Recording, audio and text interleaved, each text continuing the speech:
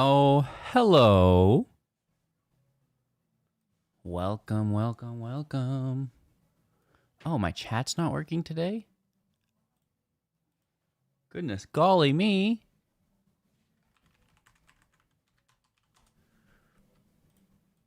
It's okay, we'll get there. Live. He's live. Okay, chat's up. We're here, hanging out. Oh, I gotta mute it though. I'll probably pause it. We just need to chat.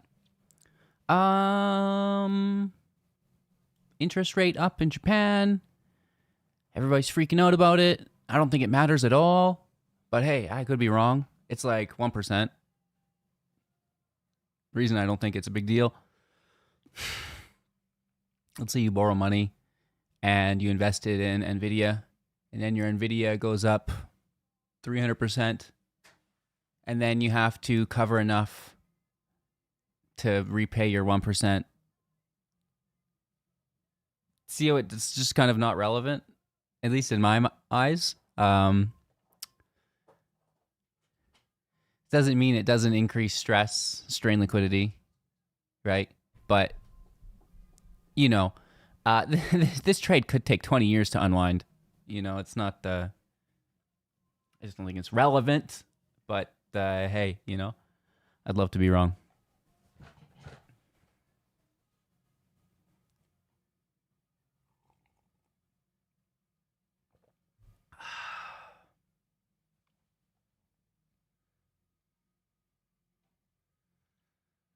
Some information for today, I guess.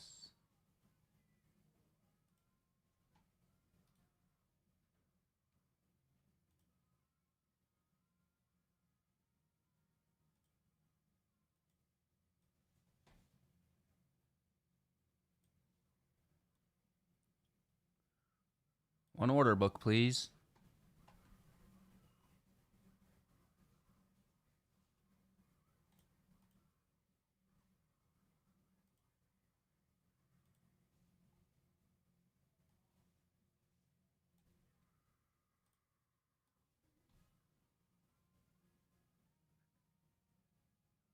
One options page, please. When moon? February?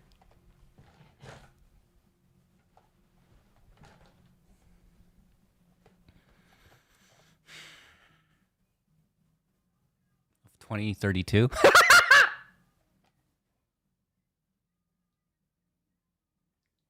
Just kidding. When Lambo? Never. Not an idiot. Who wants a fucking Lambo? That's so lame. You gotta be like... The only way to have a Lambo and be cool is like if you're in your early 20s. Even late 20 Lambos is like... And then if you're like older than 35 with a Lambo, it's like that's just sad. Try to be younger. But, you know, that's what people do with money, right? They're like, I'm still youthful. Right? Which is, I get it. There's about 1,000 times better. Right? Like, think of all the magic cards you could buy. A Lambo.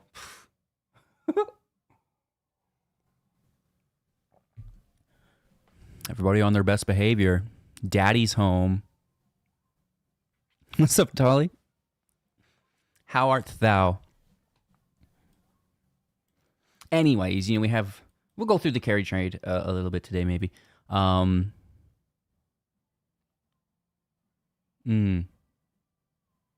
boats and hoes. Yeah, I'm not big on hanging out on the water either. Boats are a young person's game. Also, right? Like here we go to the, you know, the lakes in the summertime where it's nice and it's like, man, cool if you're young. Old people, it's just sad.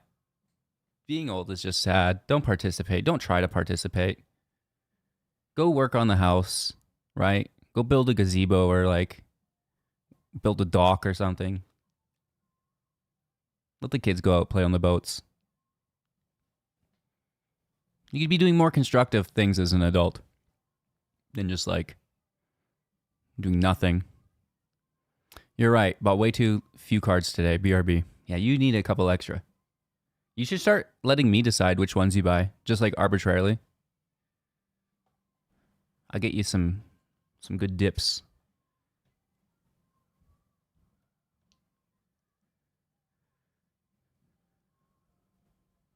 On the water, yes. In the water, get the fuck out. On the water is still like...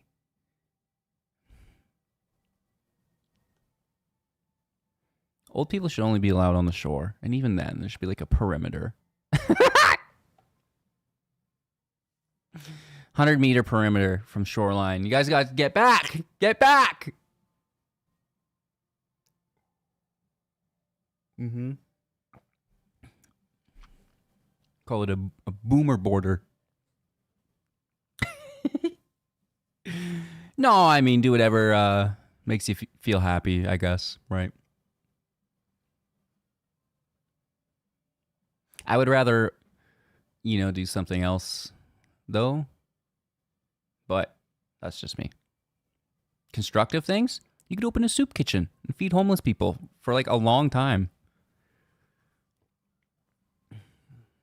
Right? You could build a children's hospital, for fuck's sakes. Well, maybe that's probably more money than a Lambo, obviously. But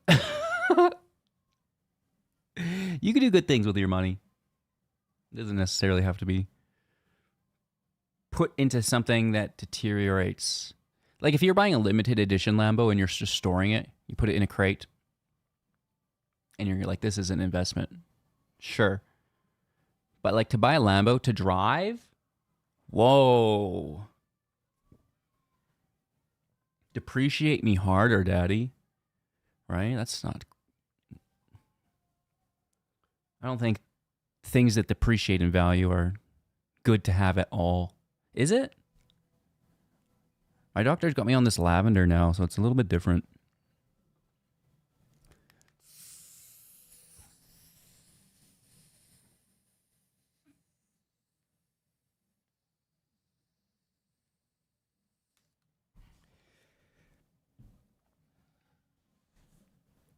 Okay. How about a children's Lambo? Honestly, I'd be more inclined to, do that. Buy the children's hospital a Lambo ambulance. Right? No, like a Urus or something, like the SUV. No, it has to be a car. We want the Aventador.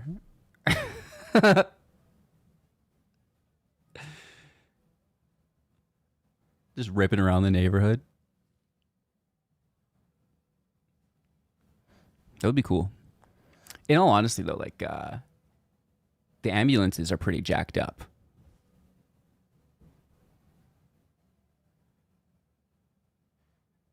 Like, I think the ambulances are 450s or 650s. They got some hauling capabilities.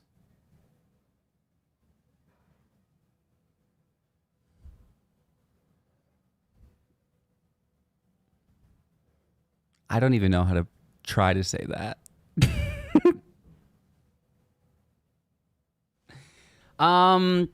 Market wise, we're up. Everybody's screaming market down. Oh my God, interest rate went up. Yep. Meanwhile, they're all, how do I capitalize on a market crash? No. There's a lot of people really just willing to believe any narrative that's fed to them.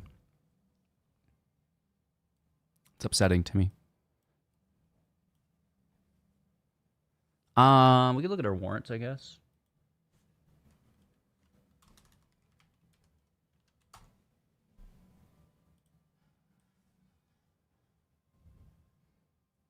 Need for Speed, Hot Pursuit 2.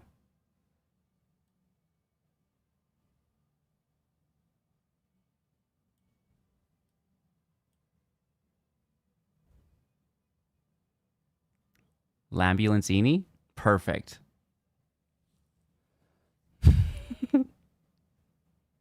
Hardware sales down 35-year low.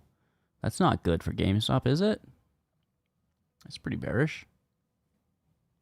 Good thing Pokemon cards are at a 35-year high. I'm so glad I got my computer last year. It's beautiful. I seen old parts are more expensive now as well, which is crazy.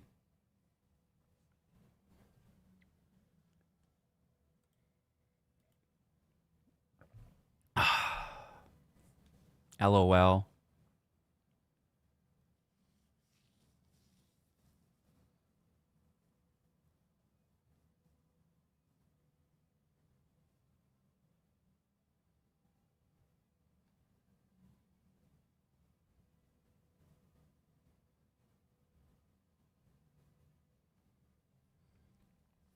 So dumb.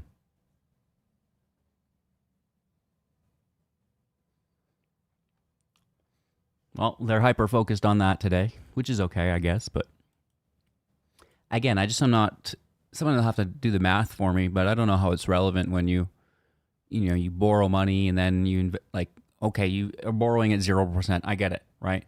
But you invest that in a market that is fucking soared beyond all belief. It's up hundreds of percent. And now they move the rate up from 0% to 1%. That's somehow supposed to unravel your entire trade? No. They literally don't care at all. They may move things around and rehedge, but market crash? No. Maybe in 20 years when they get up to 4.5% finally? Sure. And again, I'm just saying that, but everyone expects it to move so quickly and be a knee-jerk response. Like,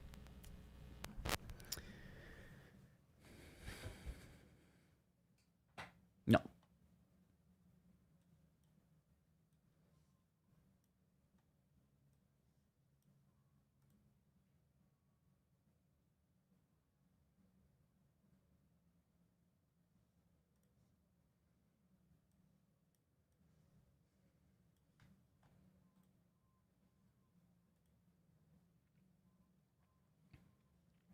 So market up really nicely, and everybody also wanted to go short in the Discord, but we were nervous about that. Right now we're already having a bullish crossover off that support. Right?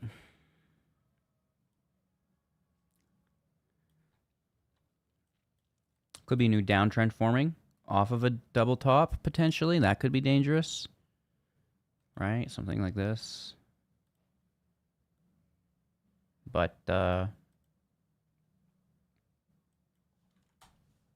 market looks good. I've been saying that for months now.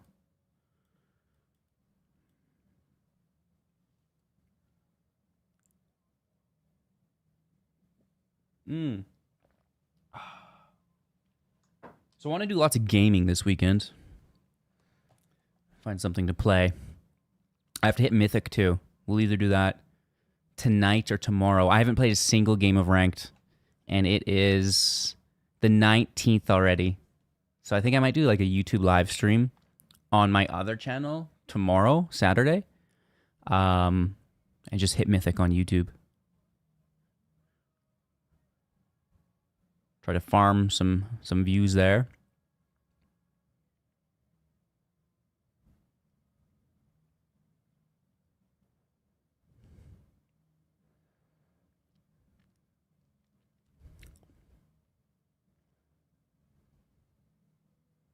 And even if market were to crash, it would never crash to below where they bought in, which is like, there's just no way for it to blow that side of the trade up. Even though everyone's fetishizing it. Seems pretty strange to me, but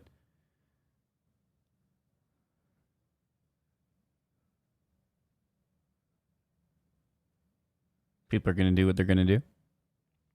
I think it's a lot more long-term than most realize.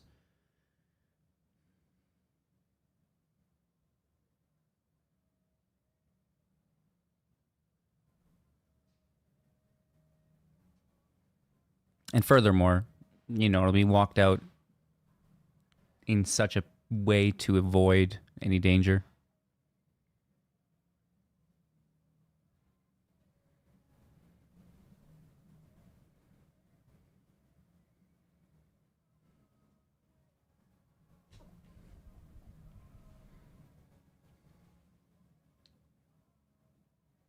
Like maybe if our market was down by 10% in the last 10 years, it would be a big deal, but it's not. We're up so far, and we'll always continue to do that. So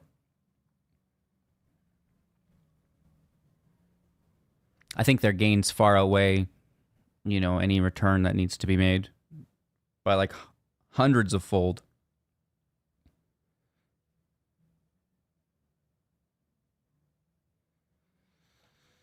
But I'm wrong about lots.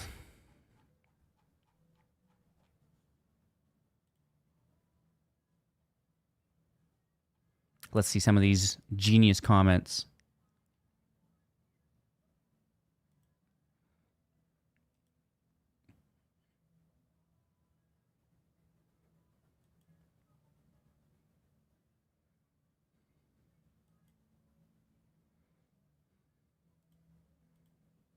This guy gets it.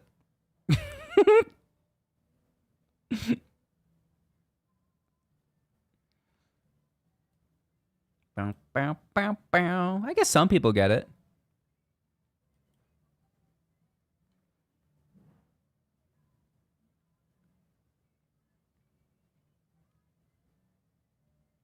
Means nothing. In my opinion, of course. I'm the Debbie Downer, though, right? That's my brand.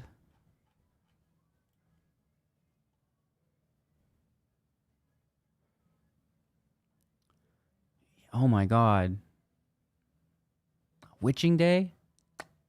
Not a monthly OPEX like we have every month. Oh my God. No way. Shit.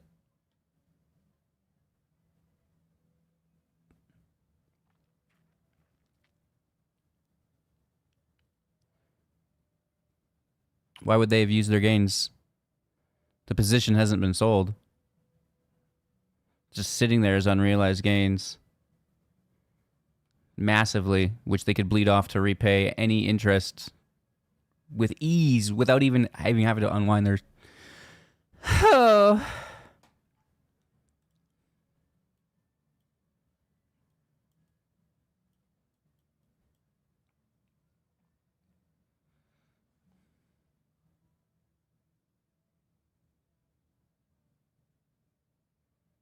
Again, if someone who actually knows can educate me, that's great. But, I'm not interested in any hearsay.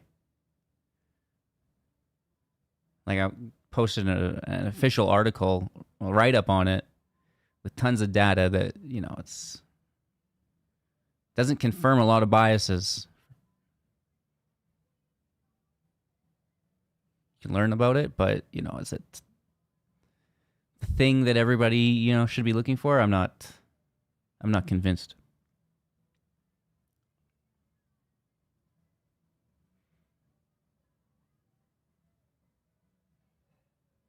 Which I understand is unpopular given the hype of it today, but does this look like they're selling?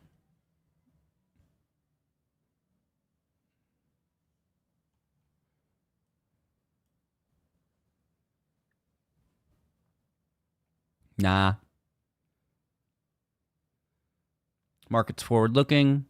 It's not like they didn't know the rates were going to go up. All of this has been pre-balanced weeks and months ago, right? So maybe if they did a surprise rate hike that was substantial, a 1% surprise rate hike, sure, then let's go volatility.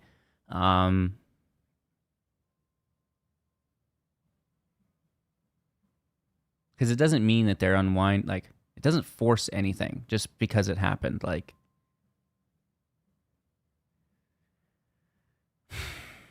and it's such a small amount.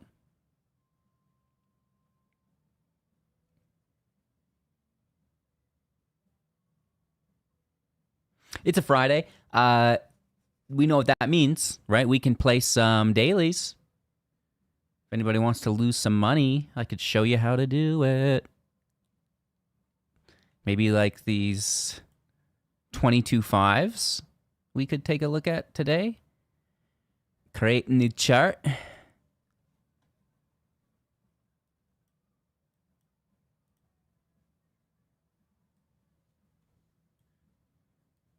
Whoops.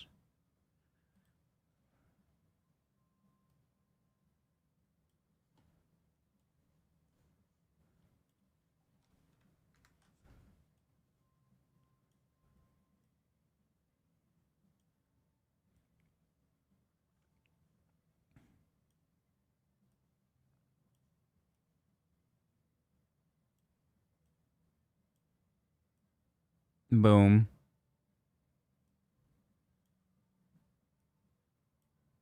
It has to, you know what I mean?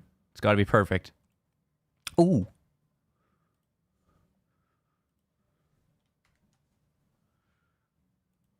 Okay.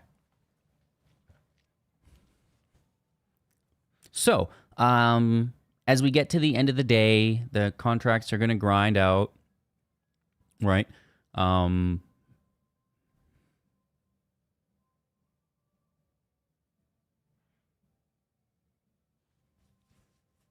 And we could potentially pick some up on the low if we get a reversal. Sometimes it happens, and sometimes it's fairly impressive. So it's something I like to watch, right? Something that you could do as well into the future.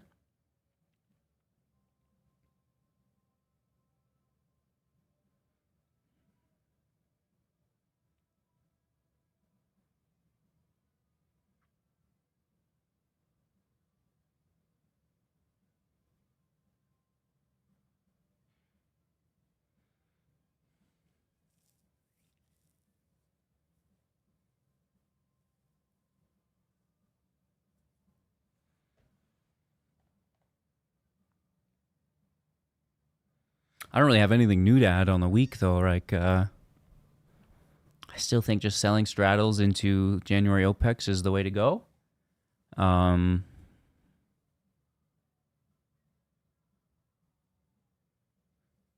There's minimal downside risk because we're obviously not breaking 19. And even at that 20 and 22, but on the upside, 25 seems super unlikely. It just seems like a really good play. So it's just kind of hanging out, farming that theta.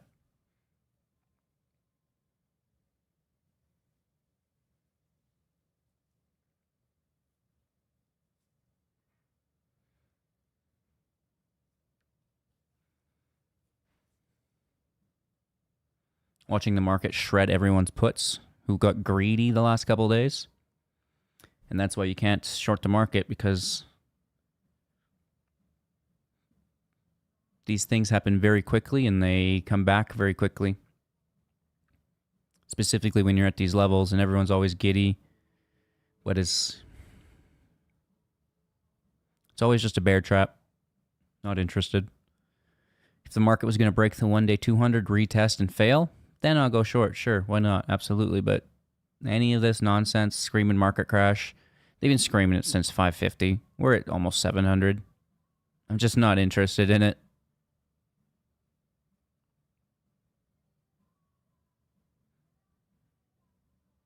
And even if we do crash, we ain't ever going to go crash to 550 again.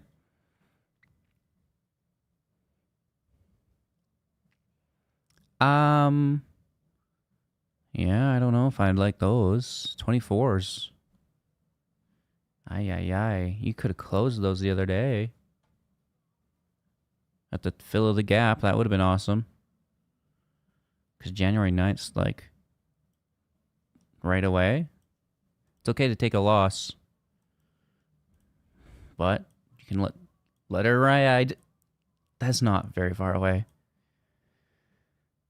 1, 2, 3 weeks.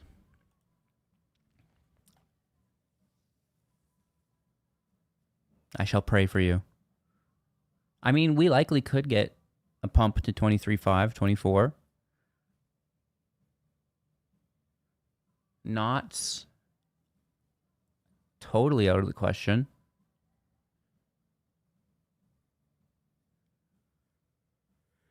It is in kind of direct contrast to where we are now, though. However, things look good, right? Like the 4-hour PMO seemed okay. The broader market seems okay. You know, it's holding those support levels we talked about in yesterday's video, right? We've got them all marked out here. And, you know, we just want to get up above, you know, that 22.6 area. And then I think we're definitely on the right track.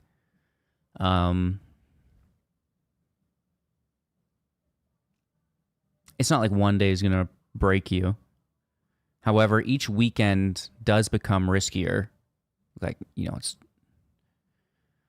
when you got 20 days of trading left on your contracts, and every 2 days that you can't trade is 10 days or 10% of that theta. Aye.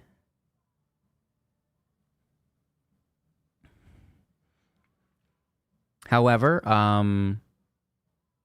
you know, a lot of this pullback, I think, is just profit taking, right? Everybody's entering the trade, fills the gap, and then, you know, taking profits. Everybody who's smart selling on the peaks, right? Getting their price targets, their fills. And then because of that, you know, the chain gets de-hedged, and here we are. So, you know, we were bullish before that, right? So even though people are probably taking profits here, it doesn't necessarily mean it breaks our momentum. It's just another retracement like this was, right? Lower band, retrace, upper band, retrace, and then maybe downtrend breakout, test anyways.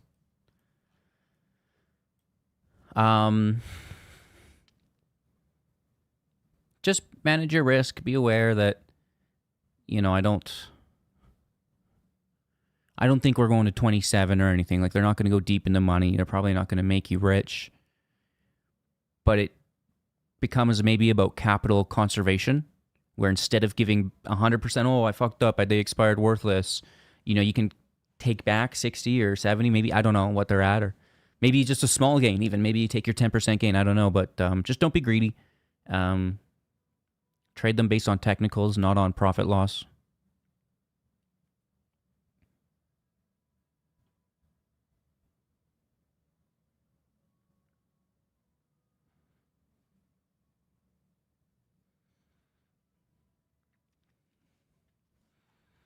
Yeah, I mean, if we could get on our feet today, that would be great, right?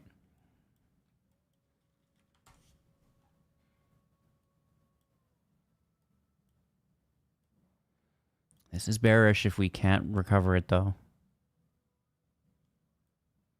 Because this is a reversal with a key level breakdown. So if this doesn't break out and it rejects, this is kind of bad.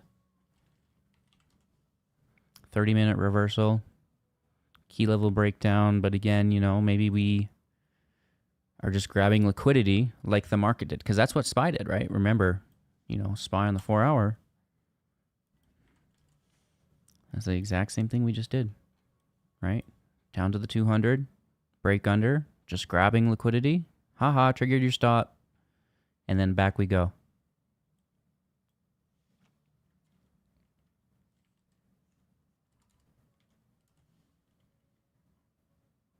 The 1 hour is okay.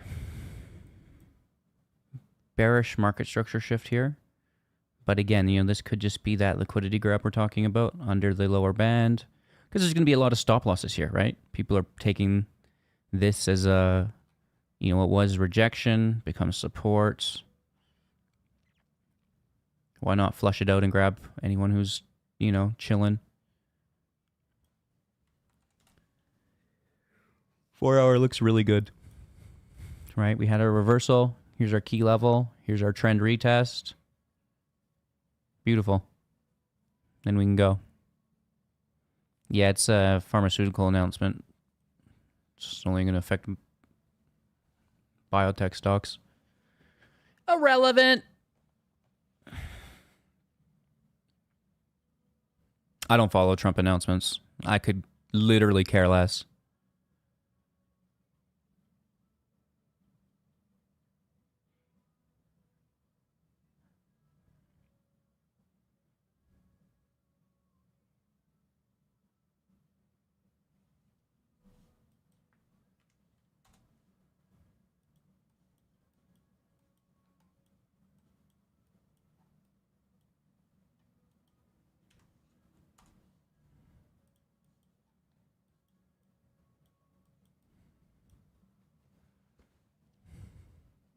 Yeah.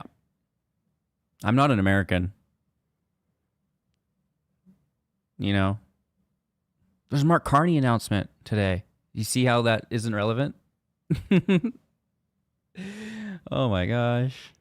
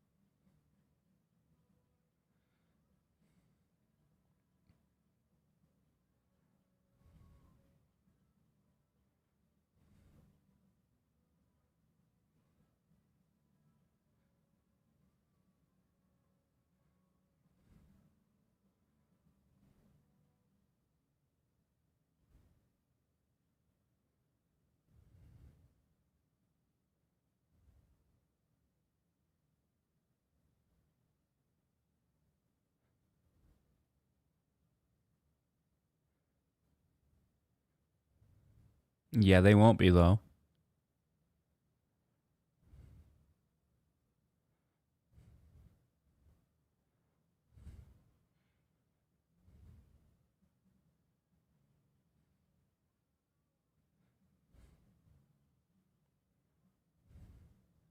If we did get an afternoon run, you could buy 22.5 puts.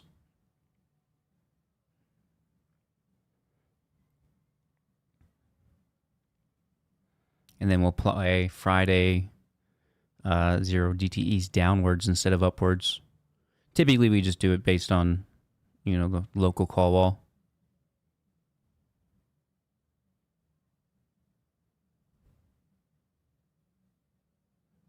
Those pesky market makers.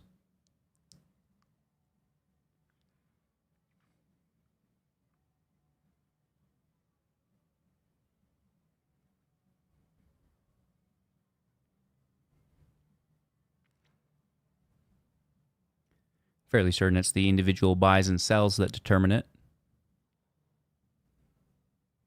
All a market maker does is facilitate, matching a buyer and a seller.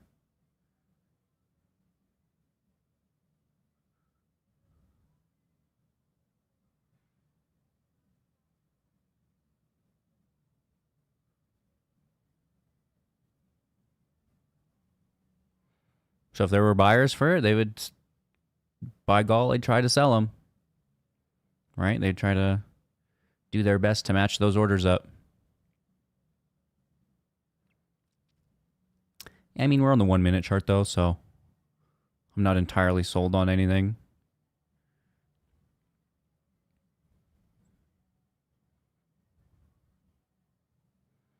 However, all it takes is one Chad to squeeze the chain.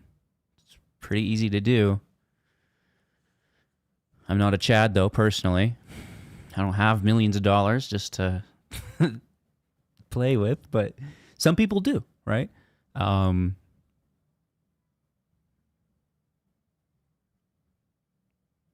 the thing comes down to liquidity, right? Like it's a lot of buy order to squeeze the chain, and you got to have a way out.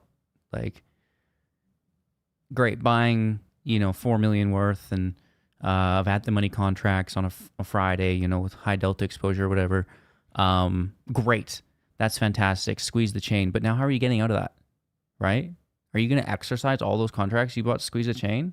So you got to go from 4 million to like 400 million. There's a lot of dollars that you would need. Because they can't sell, like there's not going to be enough buyers. They are the buyer. They're the one that moved it up, and now they got to offload that position in real time, in like not a lot of time as well. So I don't know, it's risky to do, or else it would just happen all the time.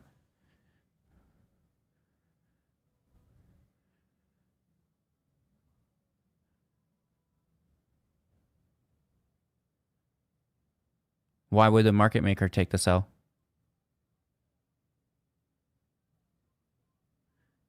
Then you would just always get just get fills. Your order would never sit, and by that logic, the order book would always just melt out, and there would never be anything in the order book.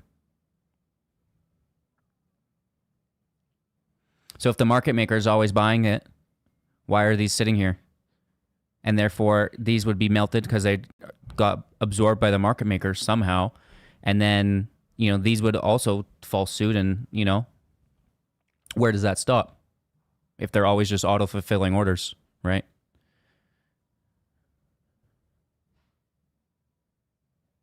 Again, I'm an idiot. I don't know, but I'm almost certain that's not how it works.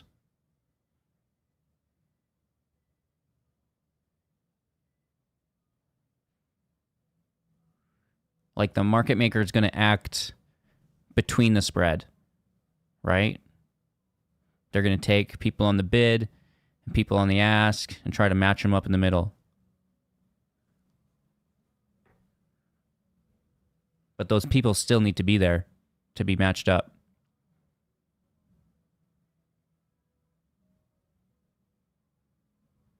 Why would he be offloading any shares?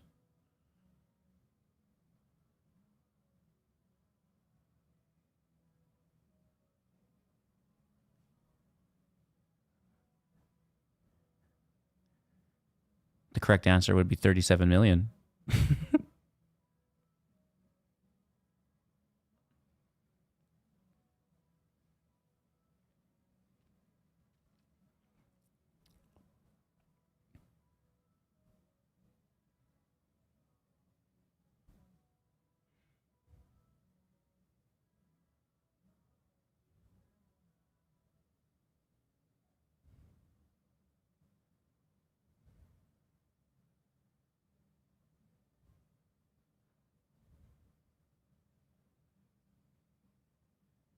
Yeah, but it's all perspective based.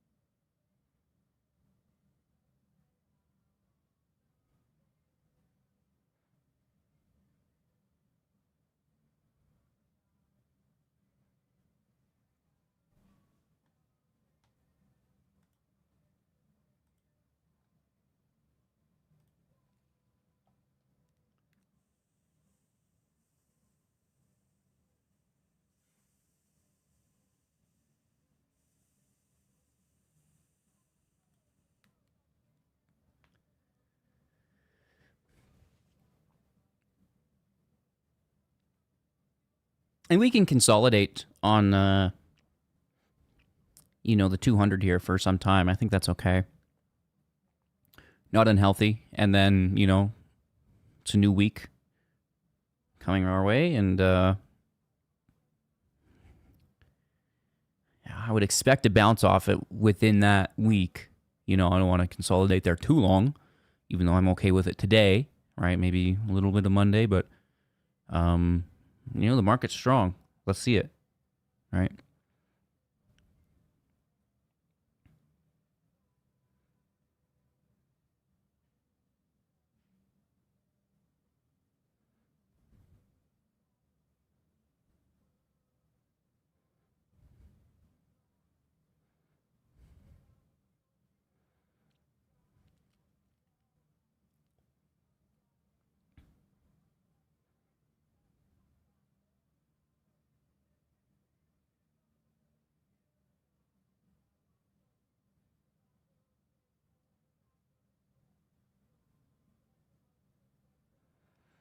Yeah, I hope you enjoy.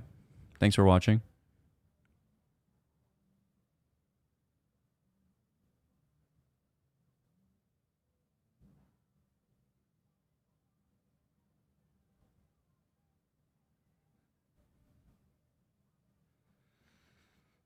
Today, I guess we'll talk about the carry trade. We'll give people those documents to read through.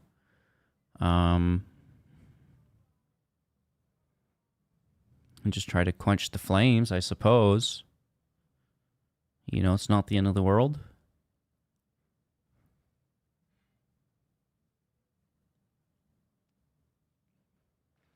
Even though I know a lot of people think it is, it's...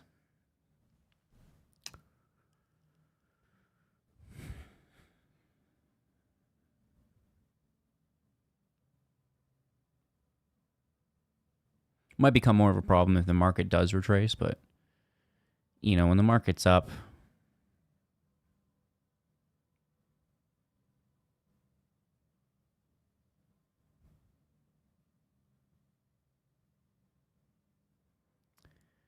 yeah, and I don't even know if make money is... You're just hedging a long position, right? Like, I have never even had my position fully hedged. Like, you can't. Who's going that short? That's crazy. And even that is, to equilibrium, so it's not really making money on the downside. It's more or less protecting your long position. But I guess it's easy for people to see it that way. Like, the straddles are a neutral hat strategy. They're not a bear strategy.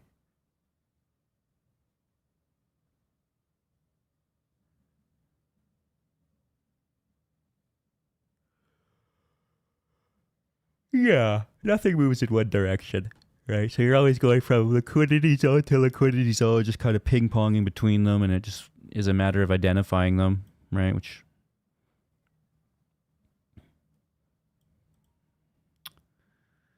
Yep.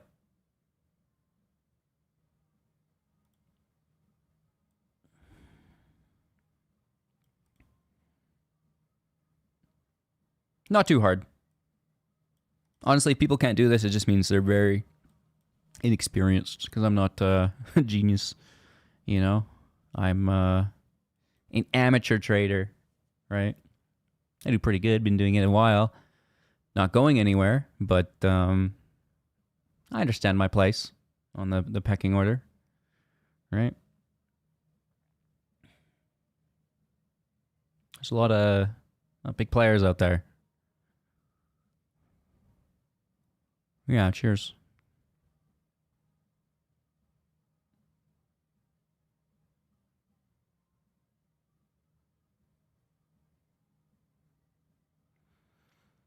I'll try to do some tutorials this weekend.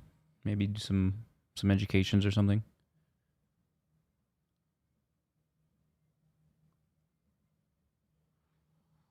Maybe a third coffee. What do you see as a good buy zone? Right here. It's always a good buy zone for GameStop.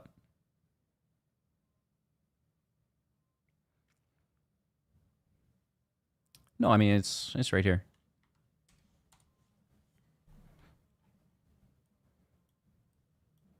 And then your stop loss is below 22.2.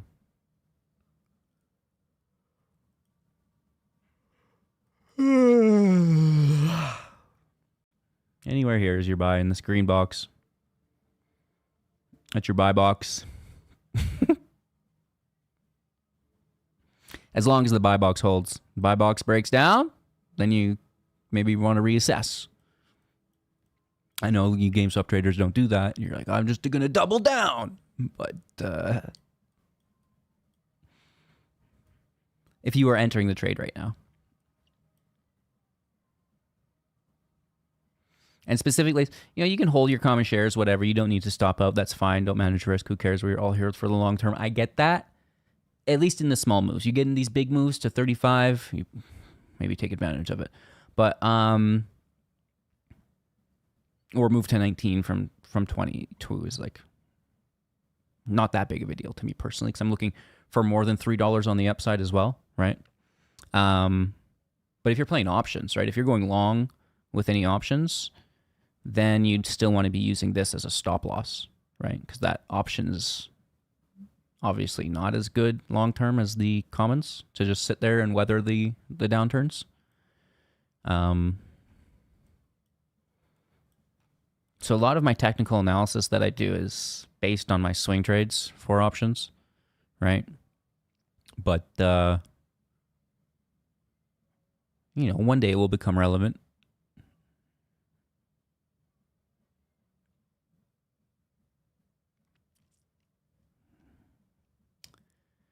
Yeah, I think the 4-hour chart's pretty good.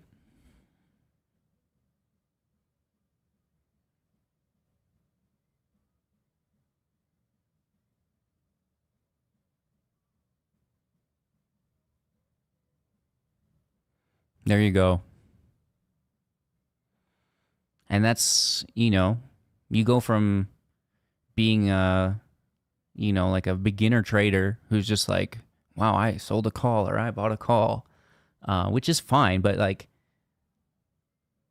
the risk on just doing a single legged position is far greater than, anything that's hedged. Like, so you're like a beginner with not a lot of experience and you're doing the riskiest possible play, right? Because the other ones are too confusing, which I know, I understand that too, but like,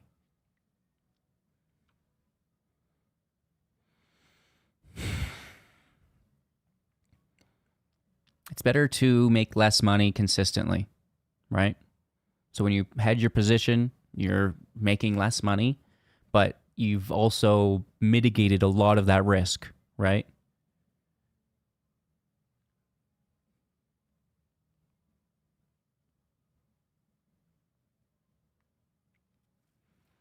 Yeah, I don't really use the 30-minute chart.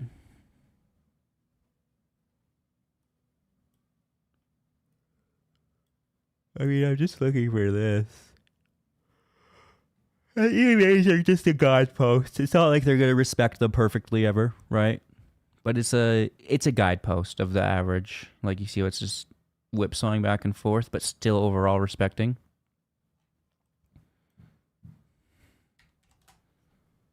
All of these things are just guideposts.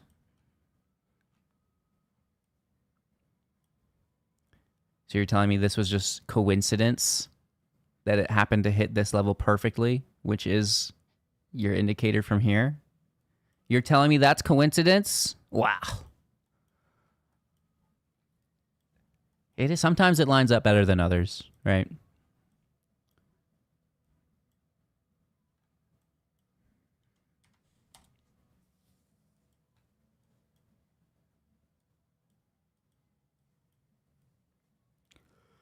I mean, still bearish. Does not look good. But,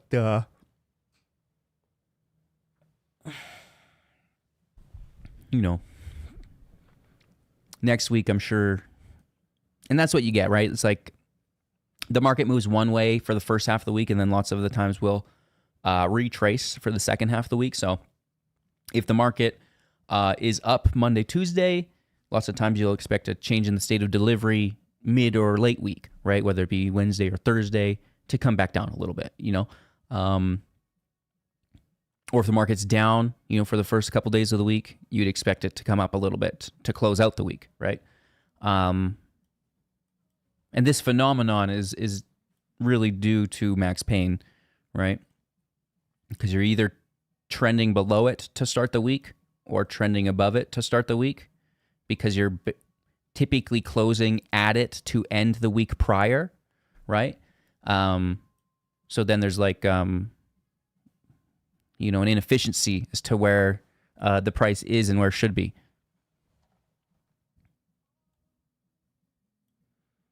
So a lot of people play weeklies based on that, right?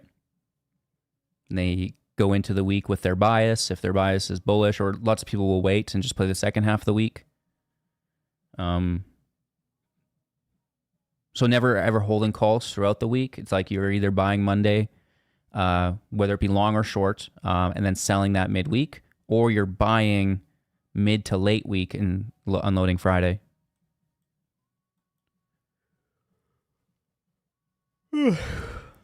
If that helps at all.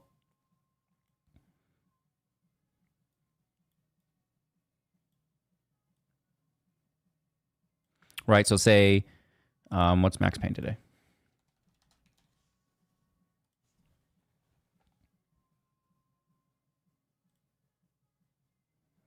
$22.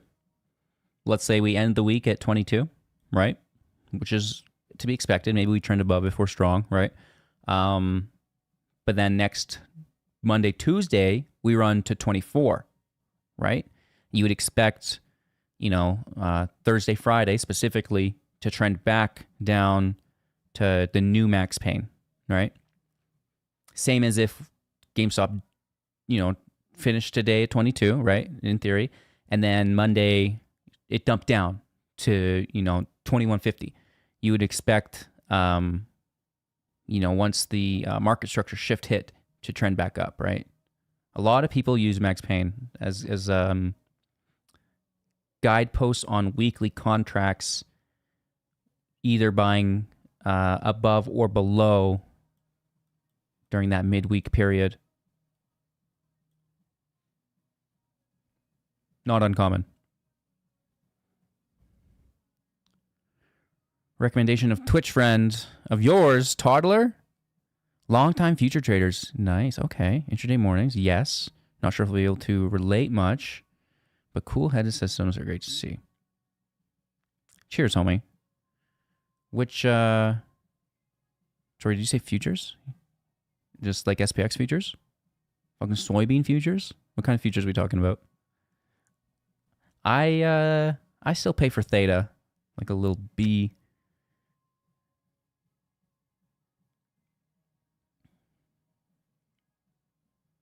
Welcome, anyways. I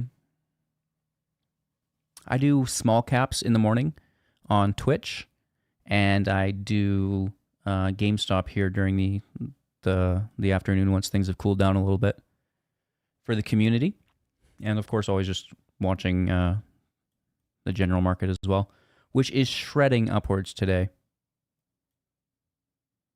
Really strong.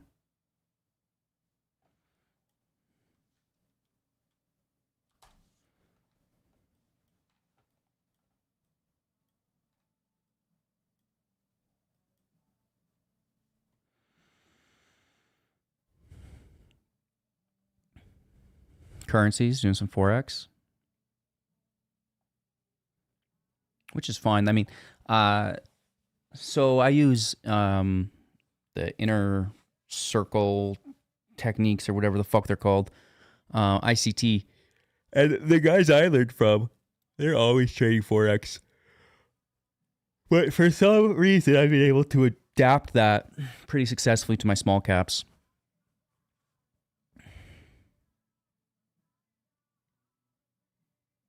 Routine is good in this market, right? It's a lot of uncertainty. So if you can find a rhythm and hit with it, that's good.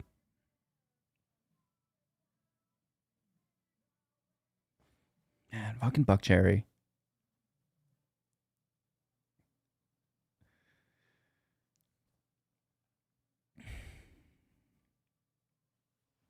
Is that a Michael Purry picture as your thumbnail? It is, isn't it? No, it looks like it. From when it's zoomed out,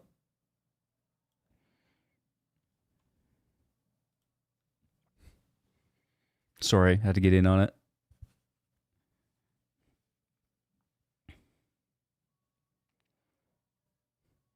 So 22.49 to finish the day. 22.45, right? If we get 22.5s in the money, sure. I don't think it's really relevant though. Like, who's exercising those? Exercise the $20, 21s, 22s, sure. Maybe not even the 22s. Or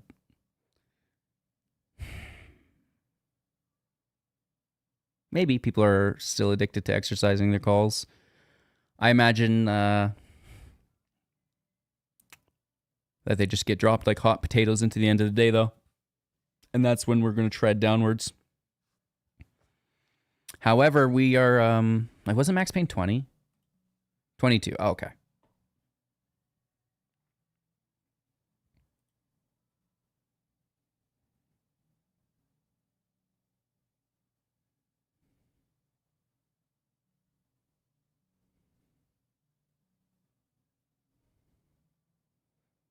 I don't think we'll see 21.5.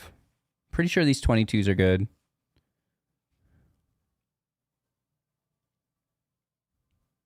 But I can almost guarantee you we won't see 23.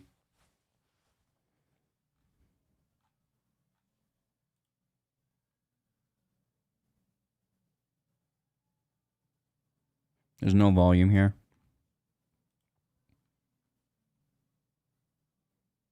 What? These are sold. Holy.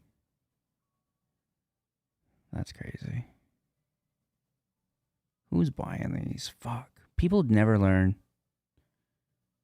And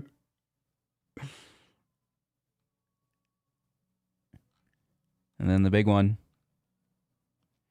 which I think the 22 here is really holding us.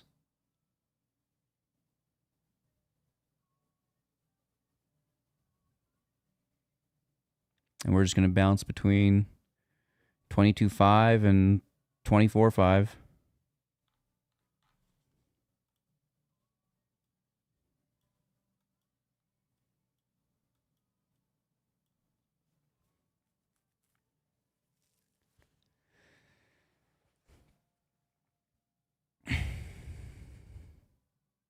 You asked AI? Well, that's probably your first mistake.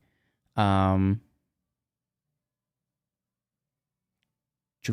Kujo. I don't know what that is. Crocodile Dundee, I am familiar with. Oh, that's your display picture.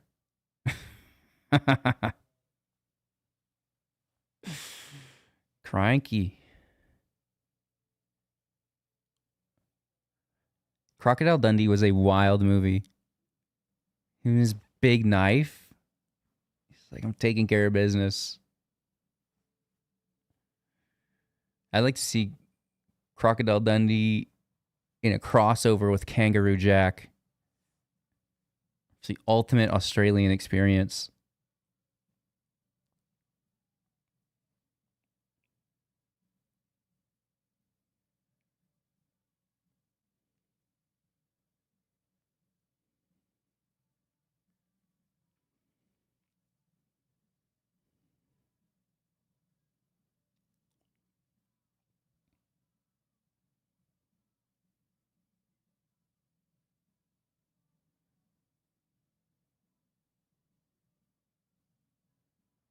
Might be a 4 coffee day. It's Friday. Nothing to do. Maybe another coffee. What could go wrong?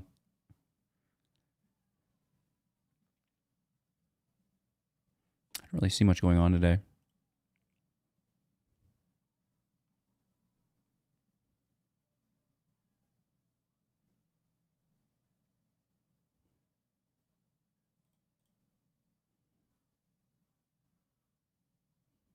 You guys like all my downvotes?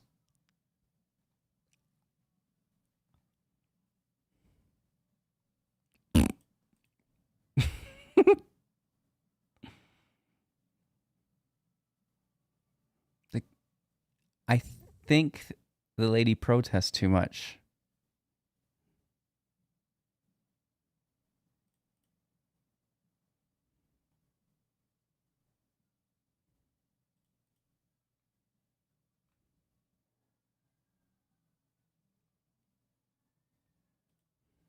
I don't mind the cat hairs. I think that's okay.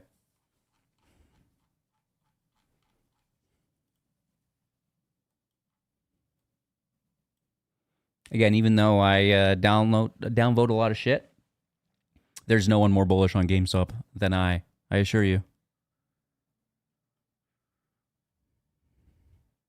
Literally.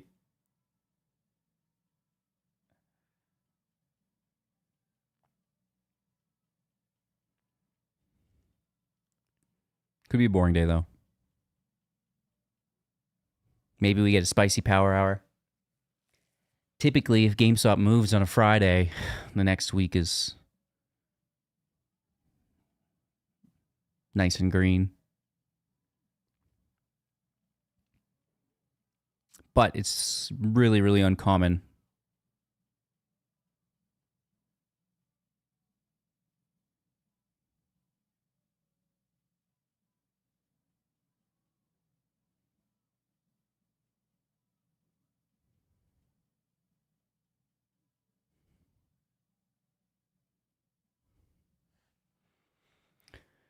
We could take a look at our options play for the day.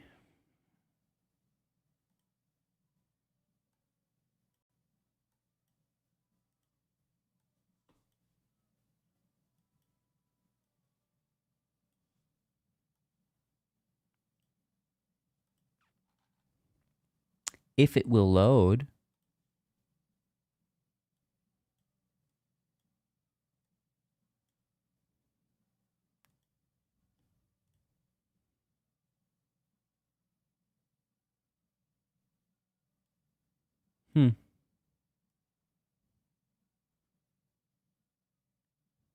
Okay.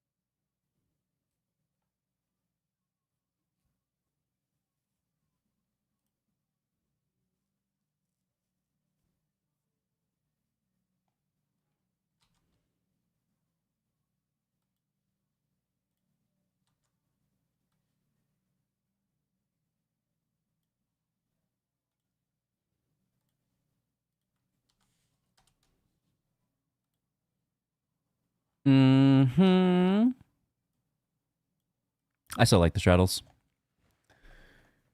Prefer to sell them at 23 than 22, but whatever. Take what you can get.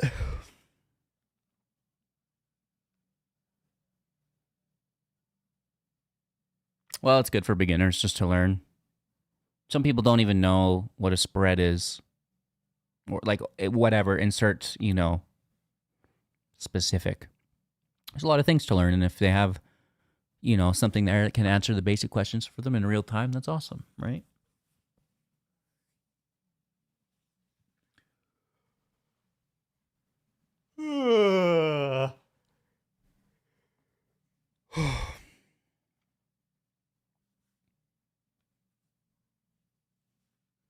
People need to realize that the language modules are equivalent to reading a book with instant recall.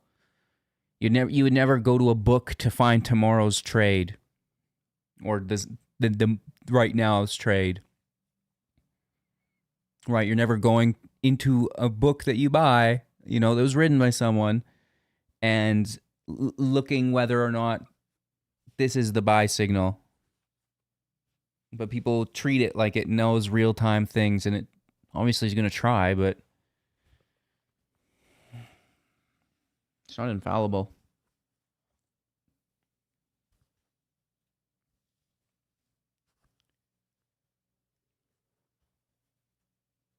Oh my gosh.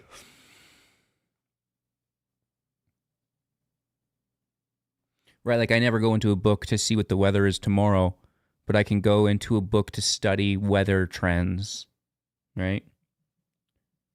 And then I make the decision myself based on the learning through the book or the whatever, right?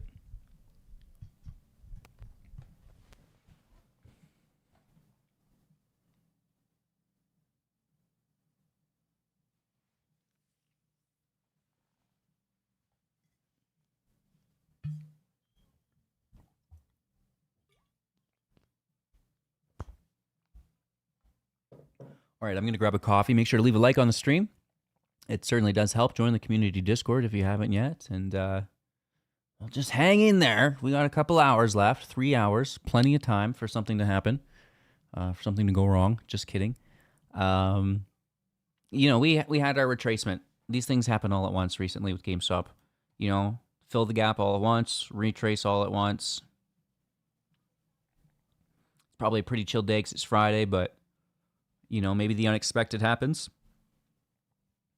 I don't want to write that out, but not super convinced.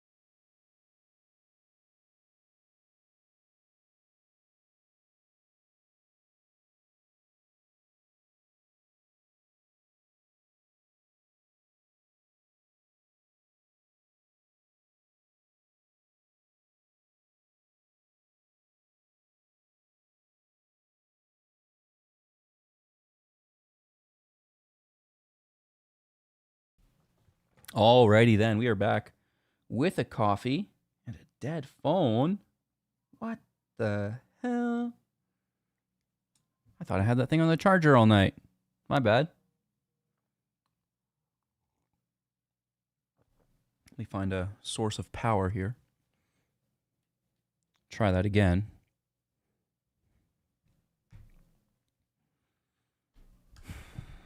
Has anything changed? I was thinking maybe we could look at puts if we're going to finish near 22, but they're absolutely worthless. There's no volume here at all.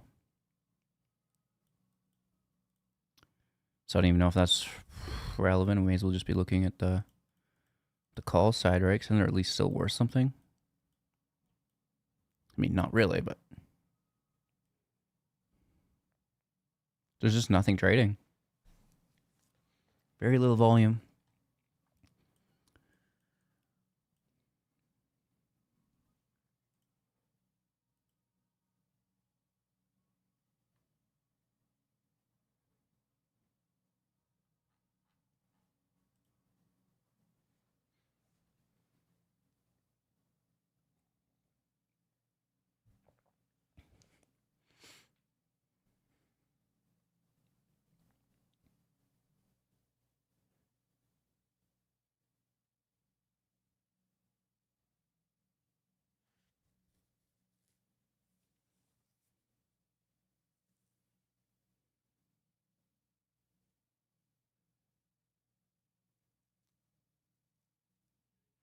We should do some social media posts. Good call.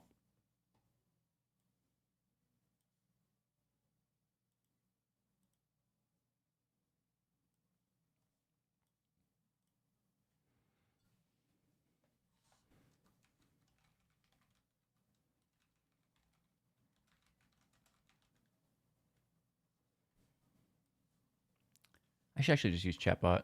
I'm so lazy.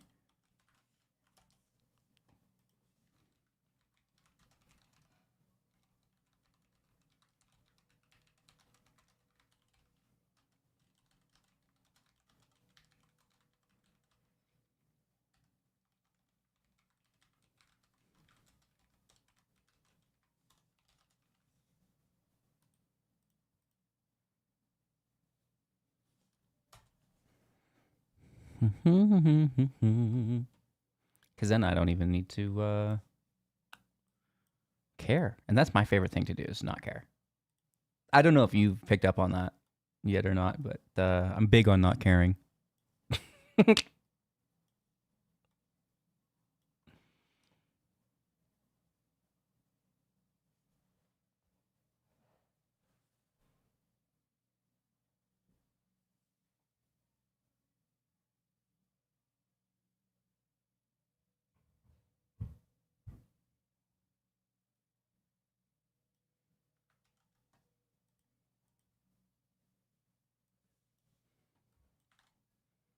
Nailed it. Yeah, and that's why AI is taking jobs. It would take me 20 minutes to think of that. I don't have to think at all.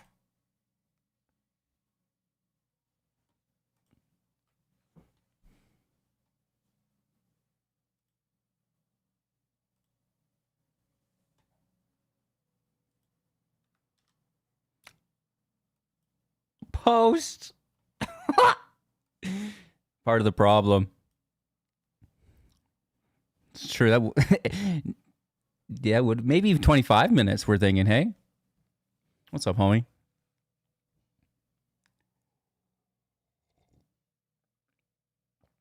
Oh.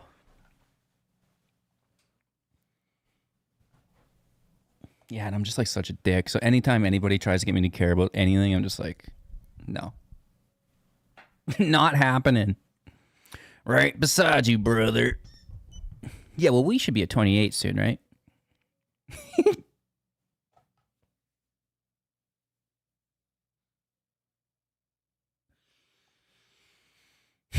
Poor guy. Has he been uploading YouTube videos since? Let's do a little market research here.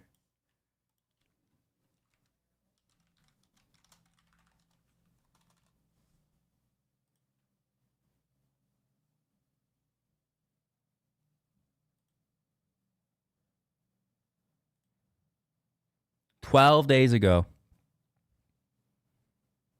Poor guy's not very consistent. The fucker gets so many views, though. What the hell is this shit?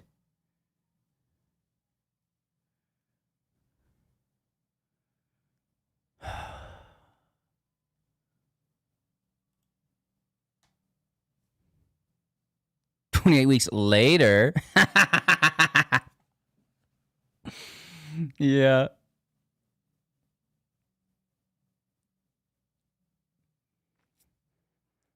Yeah, I mean, and that's... everybody just wants to be right and be correct and to be listened to, I guess, right? Obviously, I'm no different. Why would I be here? But shit. It's crazy how you can be so wrong and just get so many views.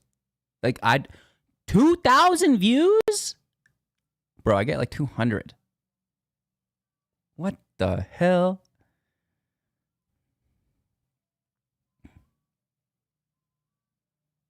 People just really want to see you lose money. Maybe it's just hate watching and I shouldn't be jealous. I should just make like a sick YOLO update. Be like, hey, man, I've just spent $200,000. I'm going to double it, right? Gonna double what he did. $200K out of the money short dated options. That doesn't pay off. And then just have the audience from that somehow.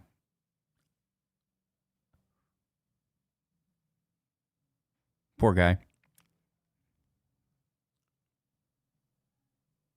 I shouldn't say poor guy. I'm pretty sure he made about $4 million on the trade at the community's expense, which is a big reason as to why I am doing it all for free. Because damn, they're going to need a win after that guy fucking juiced him. Shit. I don't think it was just him, though. I think it was a coordinated effort as well. But still, even if you had 20 people involved, 4 million goes a long ways. Which I don't think there were 20 people involved. I think there maybe like, 6 or 7. But that's not for me to figure out. Can't even get cute. I'm sure there's an update for that.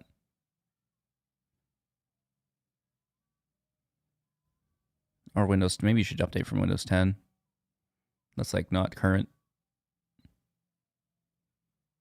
There's a reason it doesn't work because there's no security, so they're not going to poke their accounts up to it. It's crazy.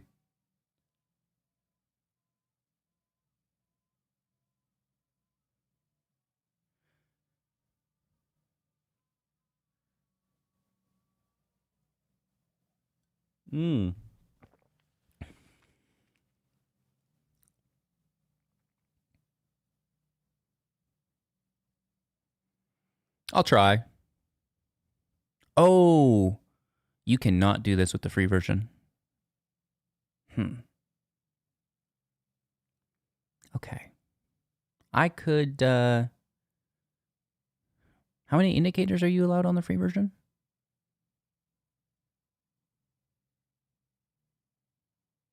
I never realized that's probably why people like my charts. Shit. Maybe we get a sponsor and we can get a better charts ourselves.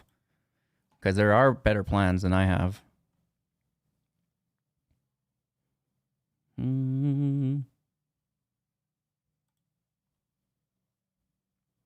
Like, I think I just have the essential plan.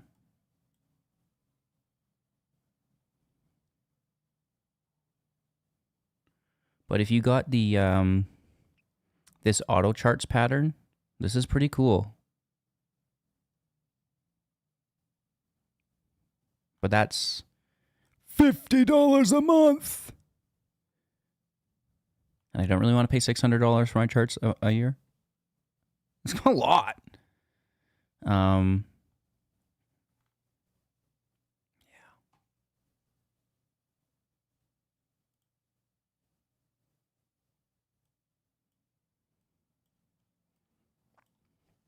We could do like a free one though.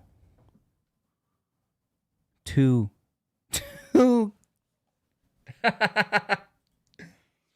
There are some ways to get around it though. Like instead of adding 2 EMAs, you can use an EMA ribbon, which is just one indicator.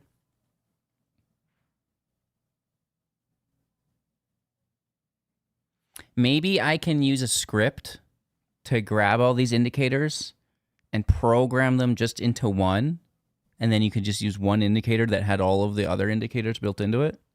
Maybe that's something we could do. Oh man, I have not used this in some time. Our unicorn model. Why haven't I had this on? Oh man. So the unicorn model tells you when to take trades. Don't tell people this. Look at this morning. Tells you where your stop loss goes. Tells you where your take profit goes, where your entry is. What a trade that is. Don't tell anyone about that though. I like to pretend that I teach people that. It's just a reversal signal, right? I should start calling it the unicorn model. Yeah, and maybe we can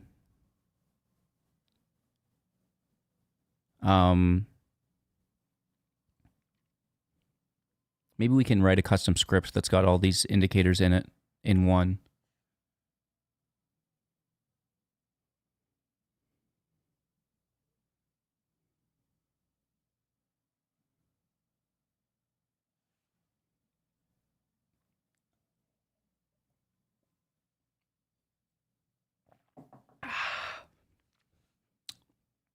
Coffee is fantastic.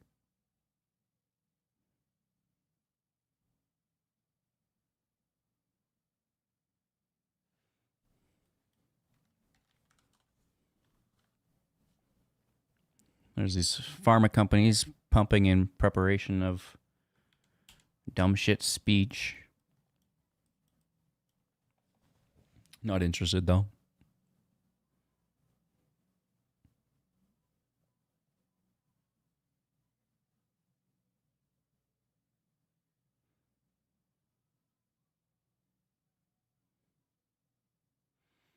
GameStop holding its support levels pretty decently.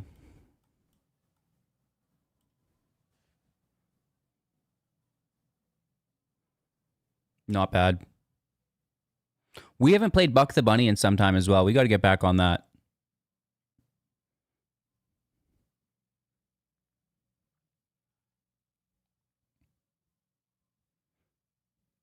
Honestly, the game was getting too hard for me.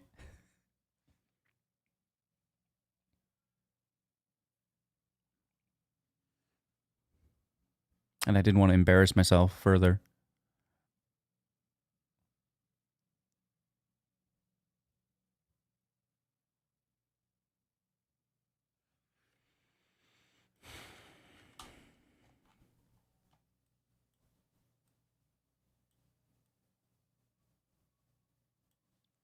That 15 minutes got some work to do, though. Like, we have to reclaim this 200.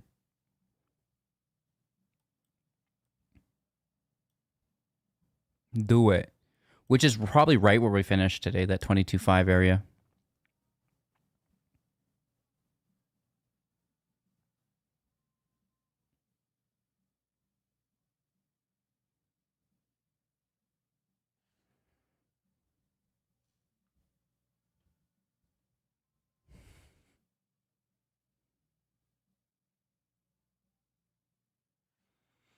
We could pull up some carry trade information, I guess, though.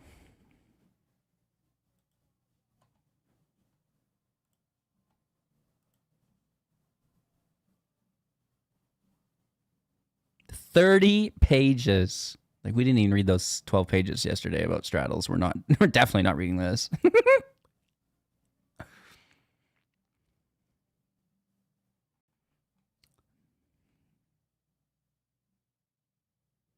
All right. Introduction. The GFC.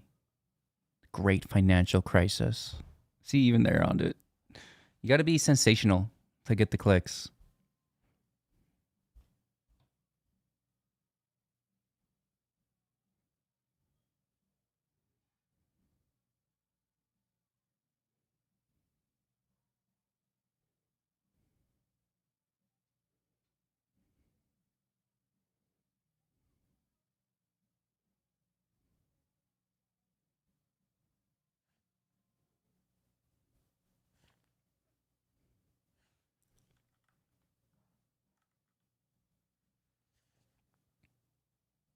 Processing.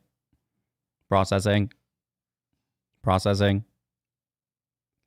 But you said homework, right? And we're like, we're not doing it.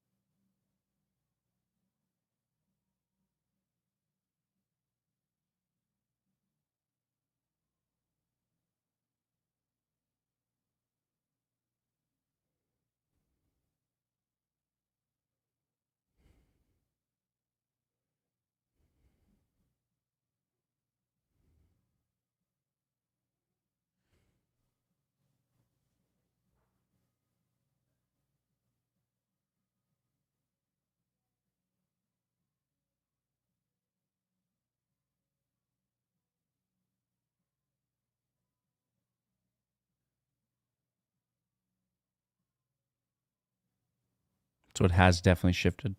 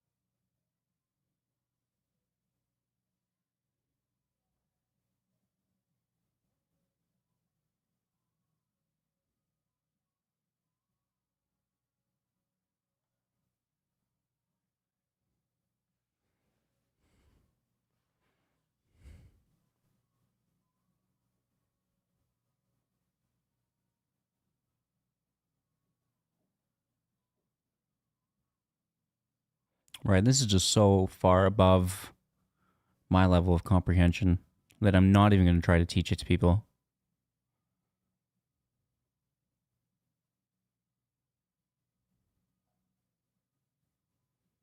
So it's more government lending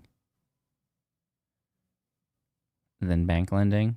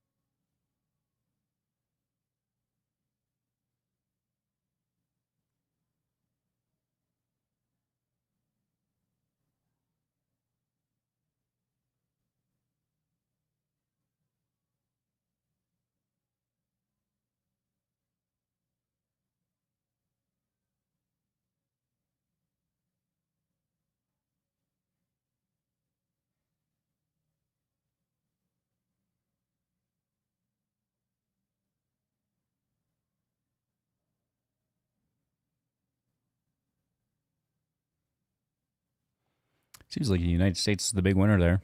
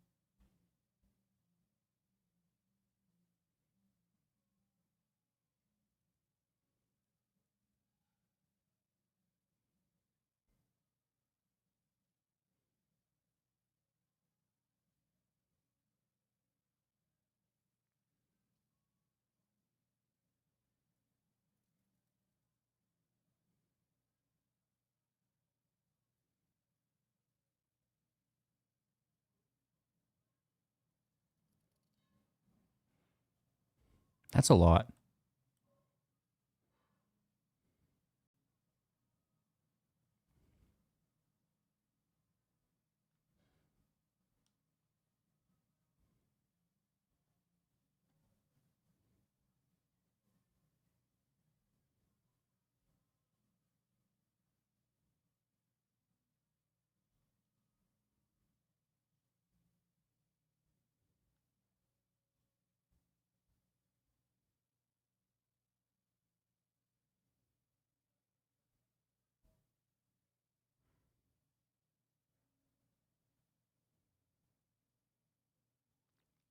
Still, it's pretty flat overall.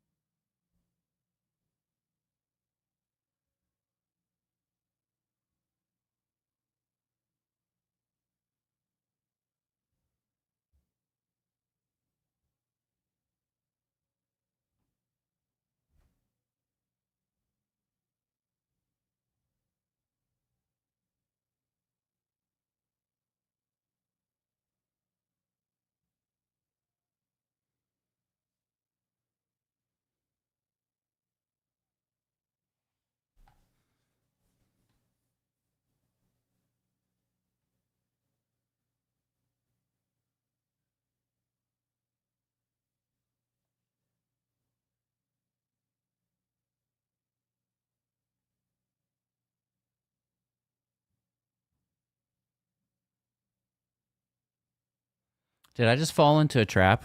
Am I really going to read all 30 pages of this? Shit. I told myself I didn't care.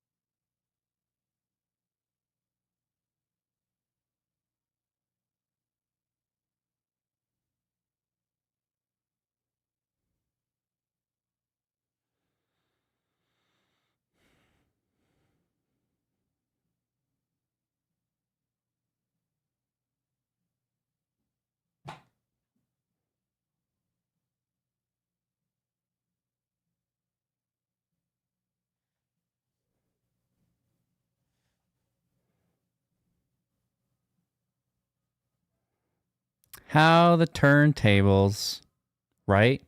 My goodness. And I'm sure we're not on page 30. Graph 6? Oh no. There's so much. Oh, these are just additional notes.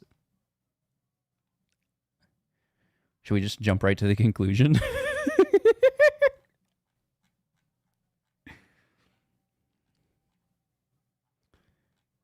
My, oh my.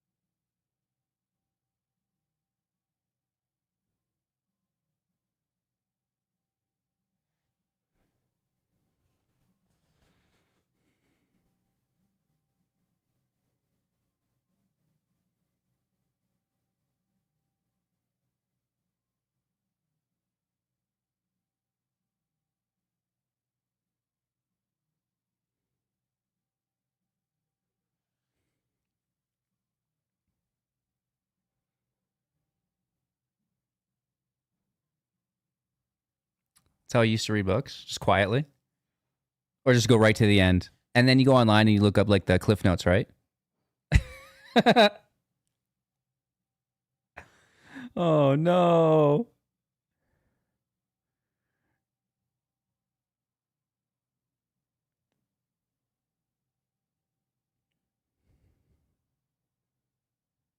Start off strong, yeah, and you're like, oh man, I'm so over this.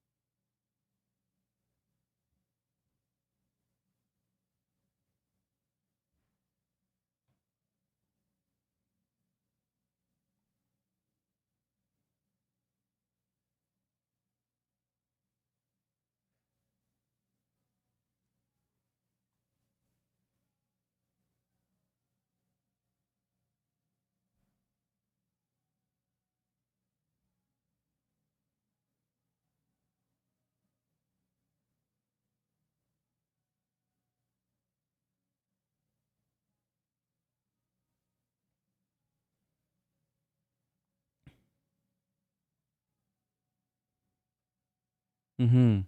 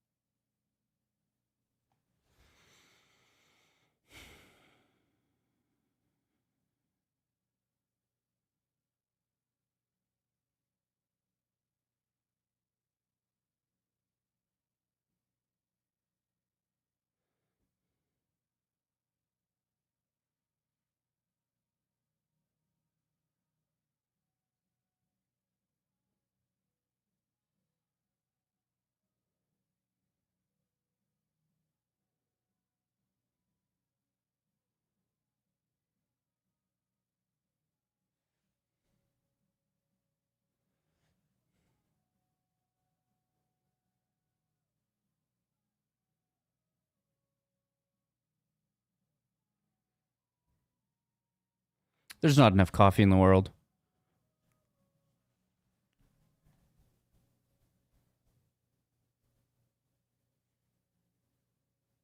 This is beyond. This is like ADHD medication or something.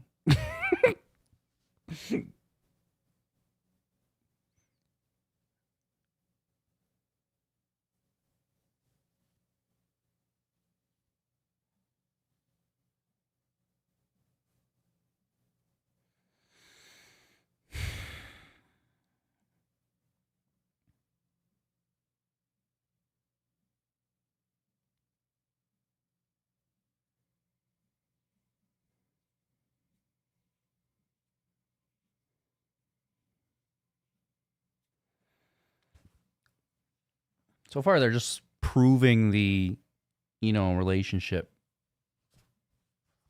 I guess.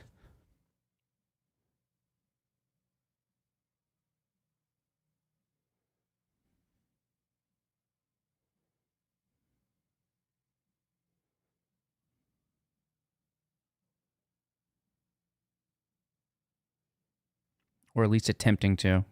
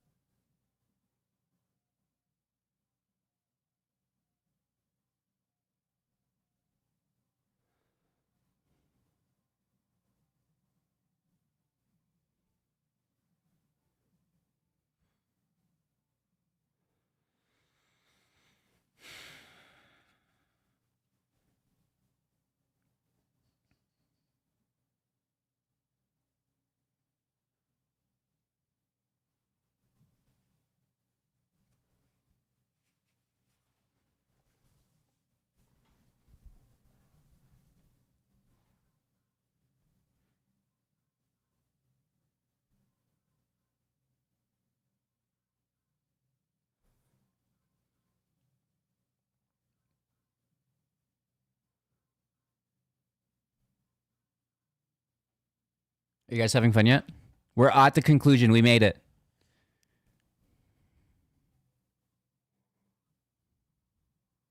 And then we just have to go back and read it again. And then again.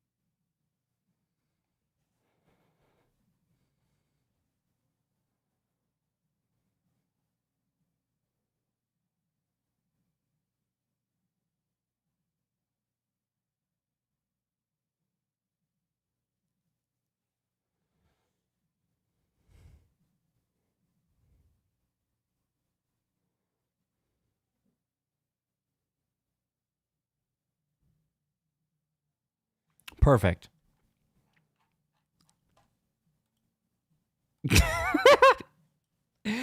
I still know nothing. Well, I mean, I guess, it's good to confirm, what you read, right? By reading more, of course. Yeah, people borrow money at a lower interest rate to invest or use as a hedge, right? Money that's cheaper than you'd get it here. It's that easy. However, is a couple percent points here and there going to matter? I don't know. I don't think so. Well, a couple percent points might, but we're doing like a 1/4% or something. It's like no problem. Of course, I could be wrong. Things could suddenly unwind, but man, I don't know. I don't know if that's the real McCoy like everyone wants it to be. And if it is, I think it could take a lot of time. Right? Like, this is so slow.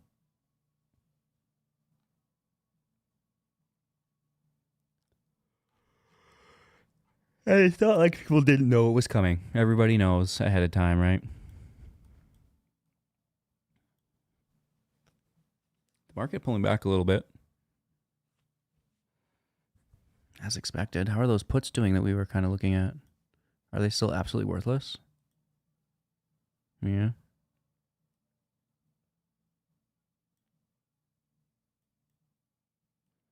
There's no liquidity on them anyways, if you were to try to play them.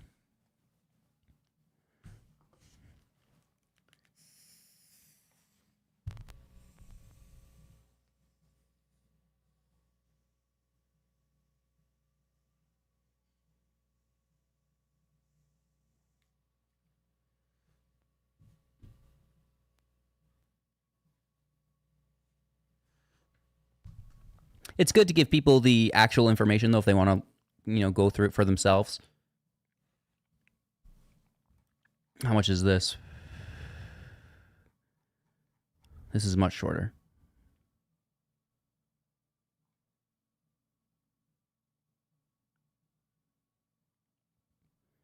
This one's probably more directly related.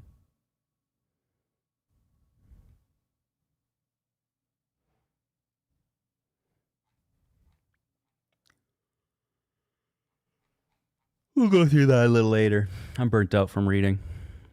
Learning? Oh, man. It's too much. I'm a GameStop investor, man. I don't know those things. If I did, I wouldn't be here. Or maybe I would be here. Maybe he does know.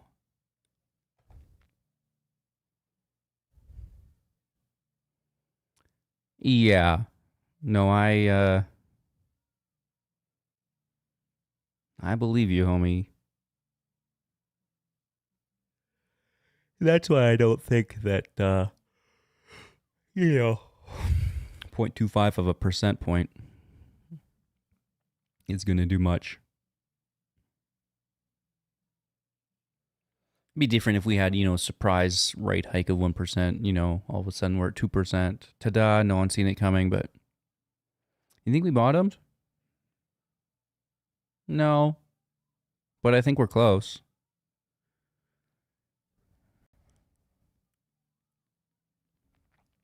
These are my support lines. If these lines hold, bullish. If these lines break, bearish. And my bearish is like, there's not a lot of downside, right? But there is a pretty decent upside. So I like the risk reward. A long term, obviously just on commons, as I am neutral on the stock into mid-January.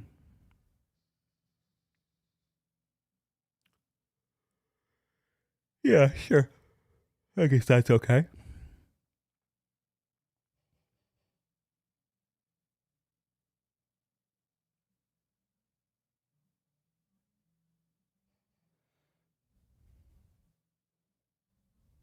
Mm-hmm.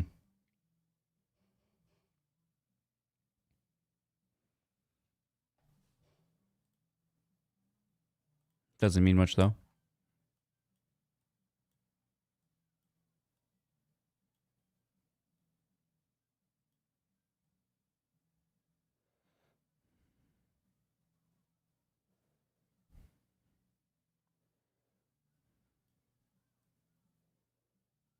Yeah, don't we all? I think I might have mixed feelings, but it definitely would be an opportunity.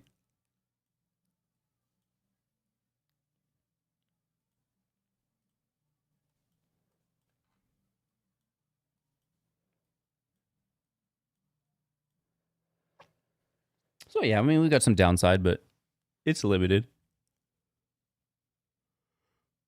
I'm not really selling my shares for 25. So why would I sell them at, it's like equal risk reward, right?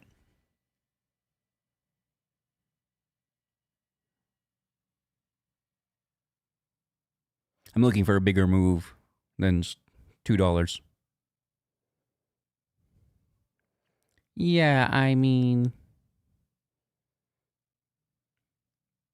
I don't read, so I guess I didn't see that one.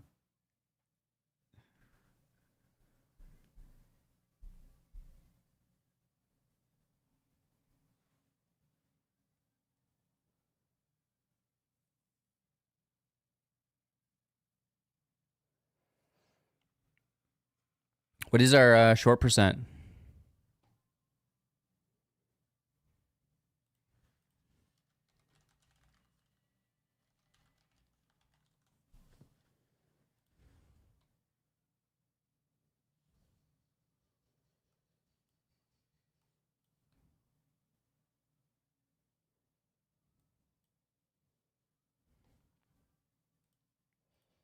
$16.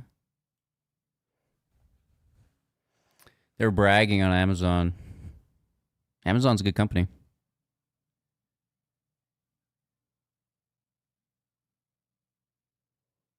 Amazon is a signifier of just how much money the consumer has.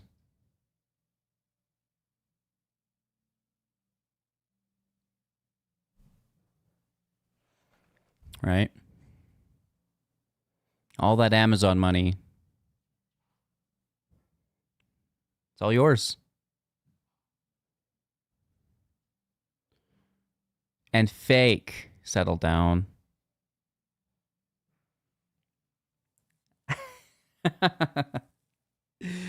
Settle down.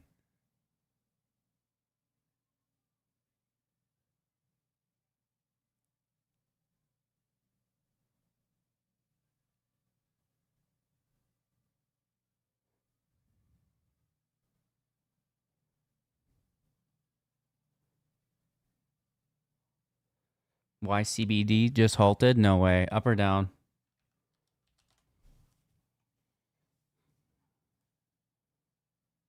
I wonder what this news is.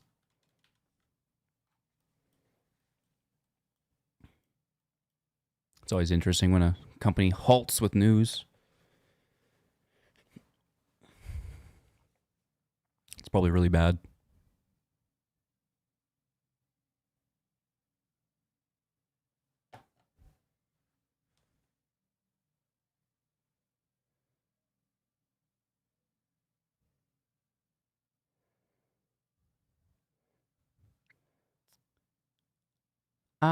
Yes, but they're not accumulative,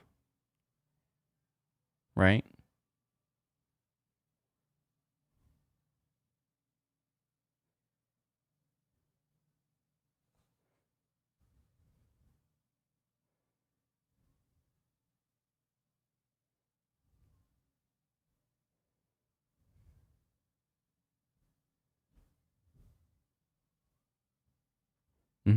Yeah, they're just back and forth. Doesn't mean they're adding up.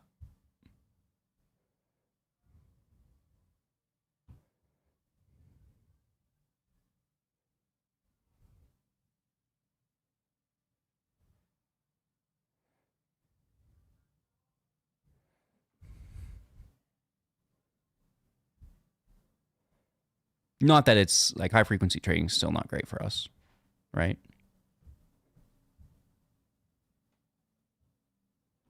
Like it's still a bad thing, but just not in that way. However, it takes two to tango. Let them take it down. Right? No problem.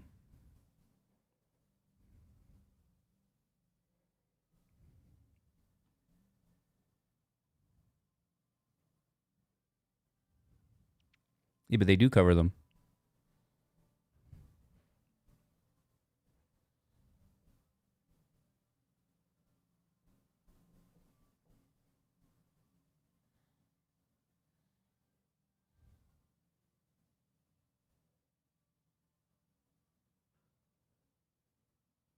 I don't think it's a problem.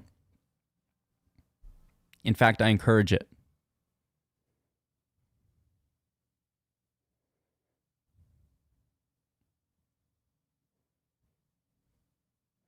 Every short is if they're willing to lock in and be like, I'm a legacy short now, and not just, playing localized liquidity zones. Oh yeah, absolutely. Please. I couldn't be happier for it, a long-term short player to enter, right? Like a big size short player. Scary, sure, inducing a lot of probably volatility and maybe not all in your favor, but long term, they gotta manage that position. And I think it would be really easy to squeeze anyone who was willing to act in size like that.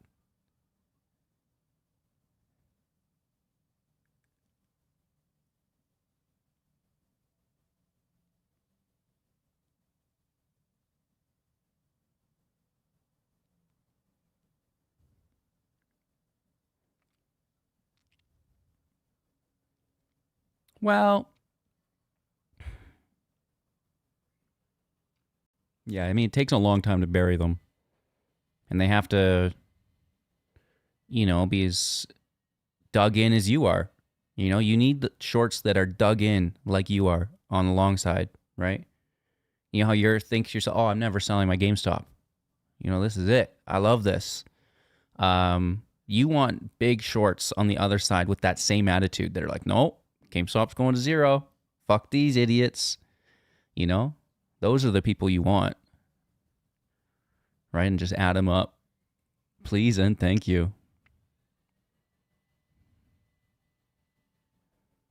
No, we don't want the buy button removed. I like my buy button.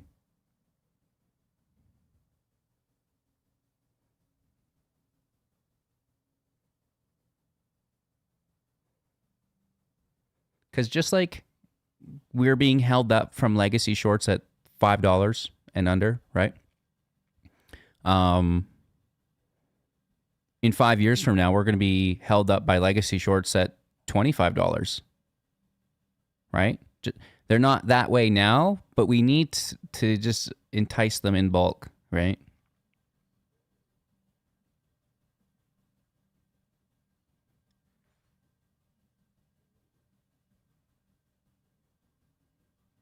And then get that market cap for yourself and hold on to it, because there's going to be a new wave attacking, right? And that's just trading.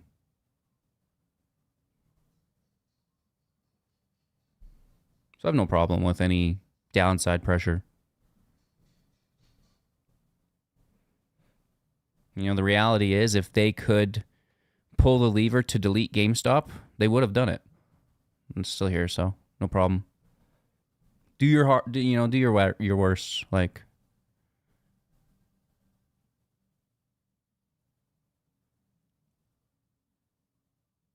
it's a prisoner's dilemma, right? Like, so why not just milk it? Do exactly what you're supposed to be doing, right? Because you have this position that's going to require forced hedging, you know, and repositioning for some time, right?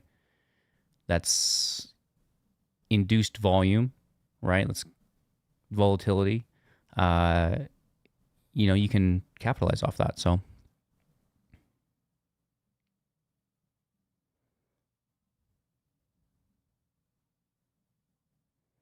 because if GameStop was just longs, right? If there were no shorts on GameStop and it was just buyers, where do you stop buying?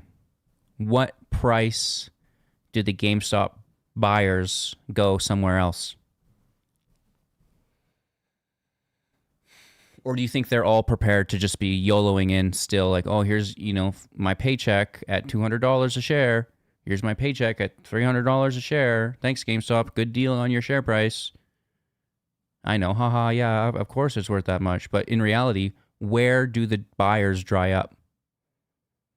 So that's why you need shorts, because they are the buyers that are forced to buy and don't get to say, you know what, this is too expensive for me. I don't want to buy this anymore, right? Because the long side buyers are going to dry up long before the forced short side buyers, right? Like, I'm probably not buying a lot of GameStop above 35. Sorry. But I know someone who will. And they'll probably have to buy in bulk above 35, right? So, you know, and then we need all those shorts to reload and, you know, get all foamy at the mouth when we hit the 50, and then, you know, or maybe repeat this process instead of 25 as our low or 20 as our low. It's 30 or something, right? It's a dance back and forth. And I know everybody wants to just squeeze it all one and done, but that makes it really easy prey to never come back again. Because if you squeeze up that high, there's so many shorts opening because it's just free money. So you don't really want to squeeze up too high, but you need to keep A, melting their position, but B, going just high enough to entice them back in, right? And you can rinse and repeat that.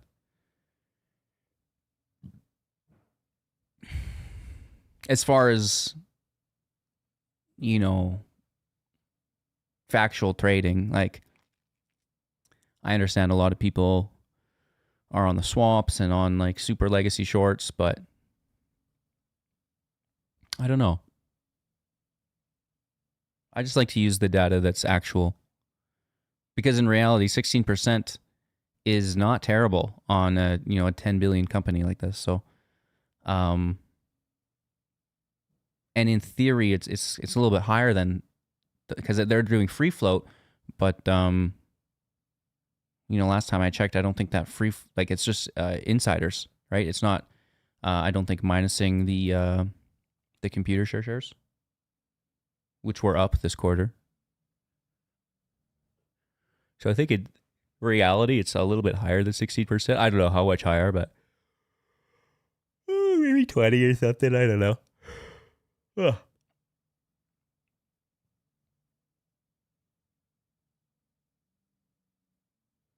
So the big, I guess, thing will be, can we maintain that short percent post warrant conversion?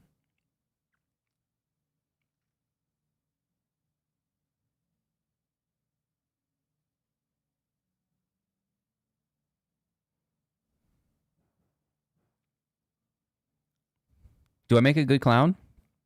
Maybe one day I'll get the makeup out. I'll tell you what, if GameStop goes below 19, I'll dress up like a clown on stream. Right? Oh man, that's actually pretty good. That's a good idea. As the price gets lower, I'll be like that meme in real life. It'll be like hit 20. I'll just get the foundation on, right? I'll just like have a little bit of the white face. And then, we go to 19 or 1850 or whatever. I'll get the cheeks done up red. It's 17. There's the red nose. Yes.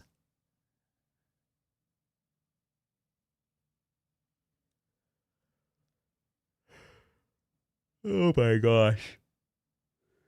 A long day. It's Friday. Long week for me. I need to find some lunch soon.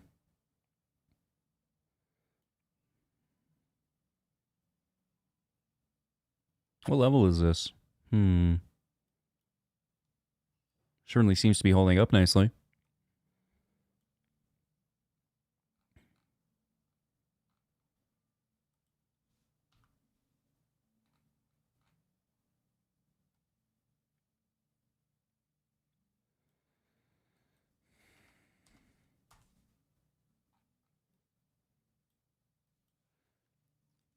I knew you didn't look right.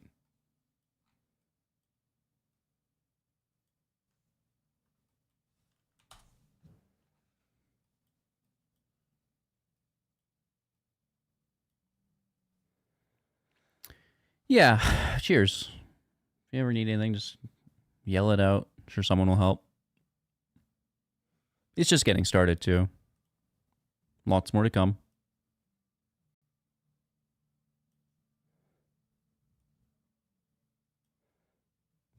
Yeah, and I think those puts were the right idea. From $6 to $20. Not bad, percentage-wise. Not a big fan on it, though, because there's such little liquidity, but as far as, like, slot machine gambling, that's it.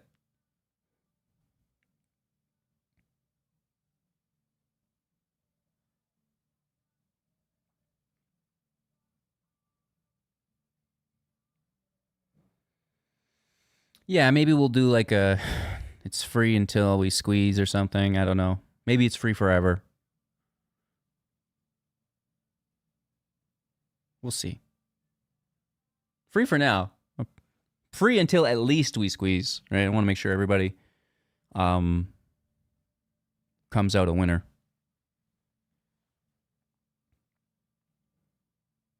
Beforehand, right? And then if you enjoyed the experience, then maybe, we move forward from there.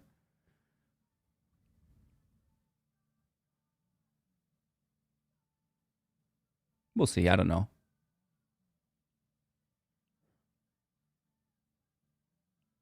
That's going to be the thing, right? Like, maybe we just use YouTube ad revenue, or maybe we go no ads and do the membership instead. Not really a focus for me at all right now, though. That's probably years down the road.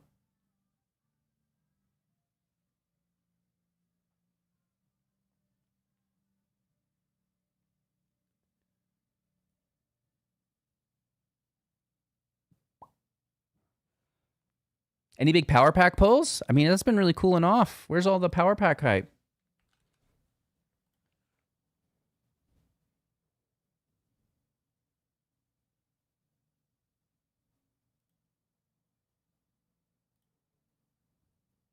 You spent too much money. Your card's declined. Oh no.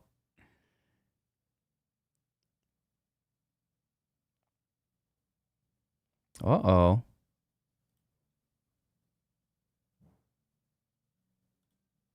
Let's see this.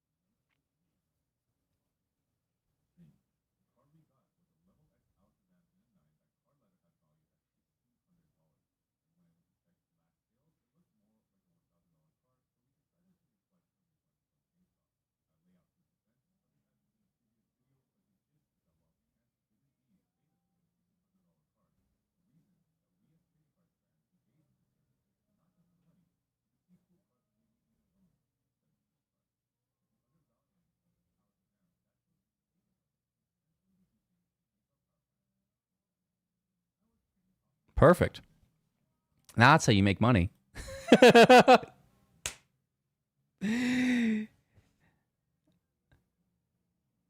I'll go back through it. 2032, yeah.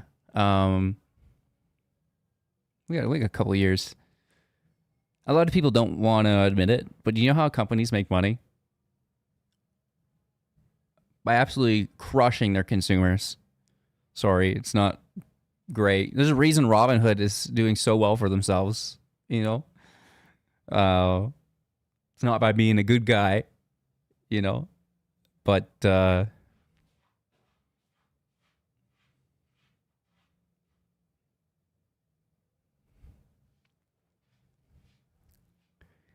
feel like the instant buyback would have worked there, right?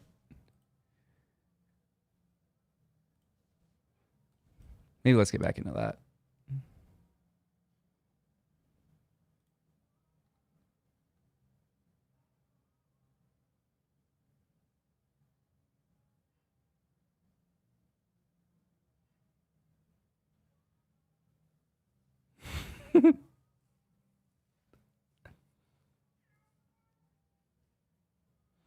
Yeah, but that's it. Why would you try to get a refund when you can just sell it back? Like, that's what I was confused about. Like, who's trying to refund the full value of their pack when you can literally just sell it right back to them?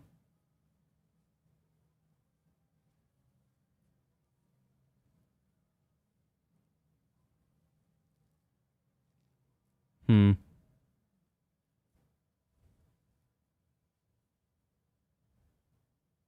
Like, the market's volatile. The prices change all around quickly. You know, people should know that. There's not a lot of liquidity in the Pokemon market, you know? So one sell is like a really wide spread when you have a bid and an ask, you know? And just because the last one sold for $1,600, there could easily be the one after that sell for less, right? Like,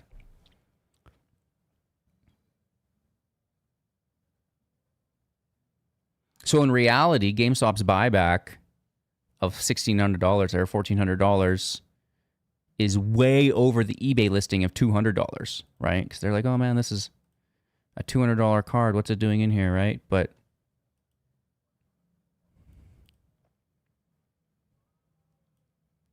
oh, he actually went through it though.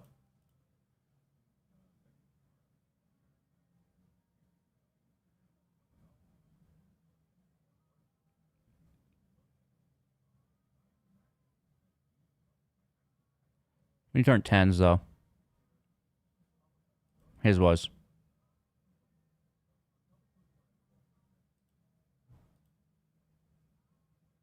It's good content, though.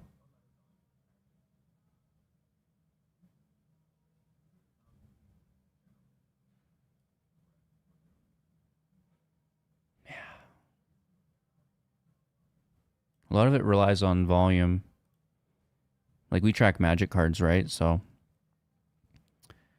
they're very volatile. And I don't know if that their system's being updated in real time, right? And it could have been a mistake, too.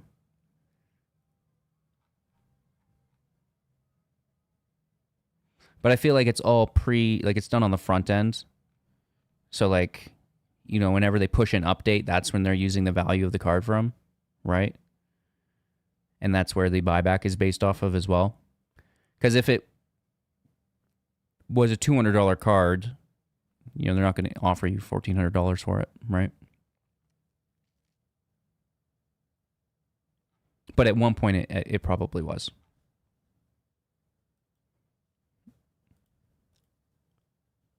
Not a good look. But at the same time, a really good look. I hate to be that guy, but if GameStop's selling $200 cards for $2,500, we're going places. Yeah, check it out. His card that the card should have not been an option on the card ladder data because it was wrong based on prior sales of the card. Yeah, but in that current moment, and I think that data was probably like, I don't think they're updating the card values in real time for the power packs. I think it's like whenever they push an update or they put new stock in, I think it's all just getting done at that level. Again, these are assumptions. I don't know. But I also don't mind if GameStop's ripping people off. Like, I know that sounds bad to say, but that's how you make money. It's brutal. I know it's about pleasing the consumer, but they are pleased. They can buy Pokemon cards at will, right? Just like the Robin Hood people are pleased, and they can buy stocks 24 hours a day with no trading fees, right? It's a give and take.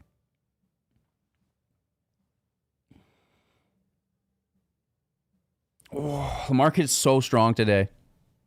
Holy potatoes.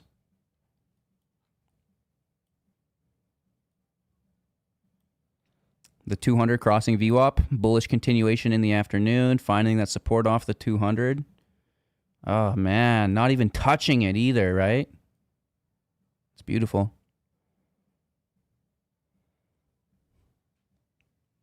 Yeah, and maybe they can, honestly, improve it into the future, right? Like, that's why it is in the beta, and then maybe they can remedy that problem, because no one wants upset consumers, and you don't want to have a bad rep, but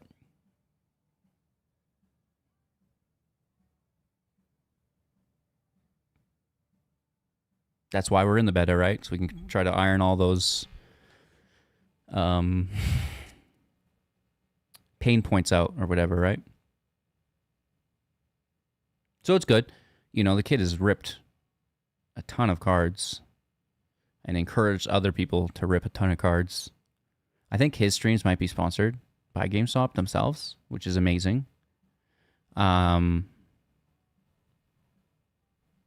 the videos seem like they're getting a lot of views, which is really good too for him.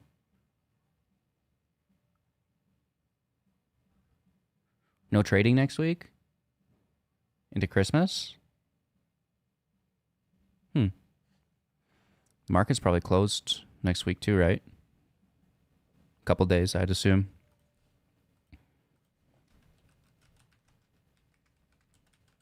NASDAQ holidays. Oh, the 24th is an early close, and the 25th is closed. I'll be right back.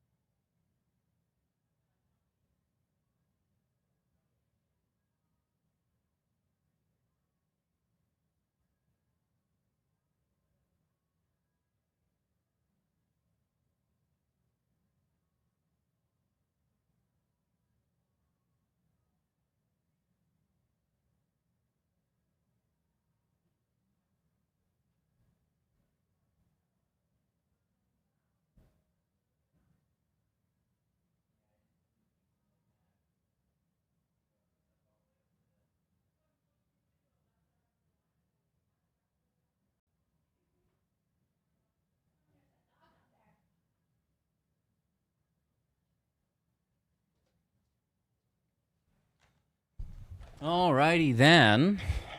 Ouch, my knee. He's getting old. Slammed my knee on my desk.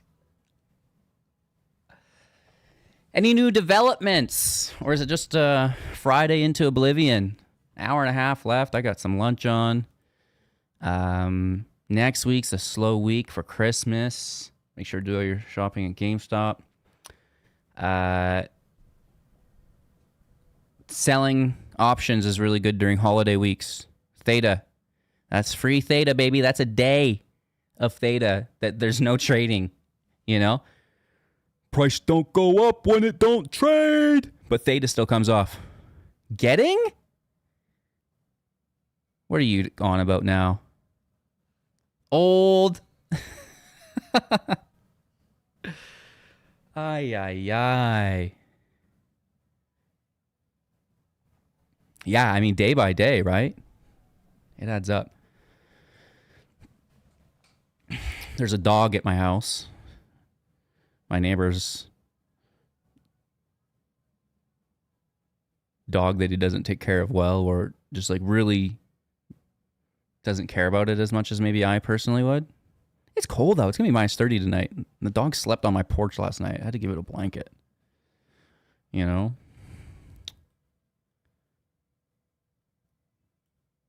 And tonight's even colder, so got it in the garage. It's like, put it in your own garage.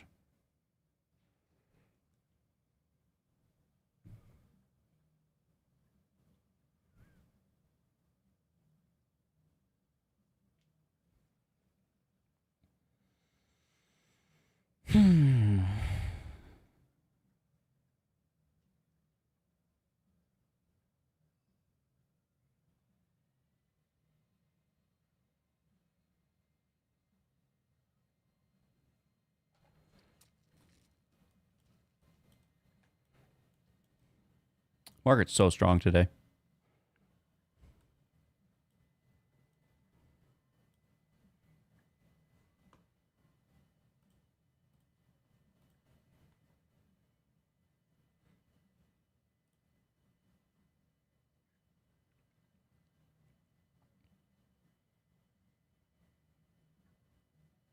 What?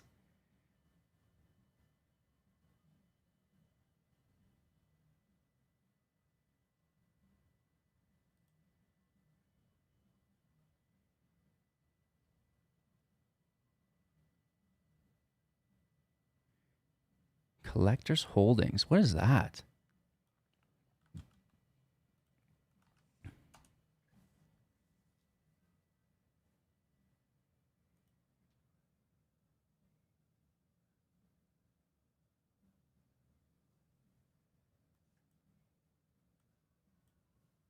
Oh, this is that company they were bragging about the other day.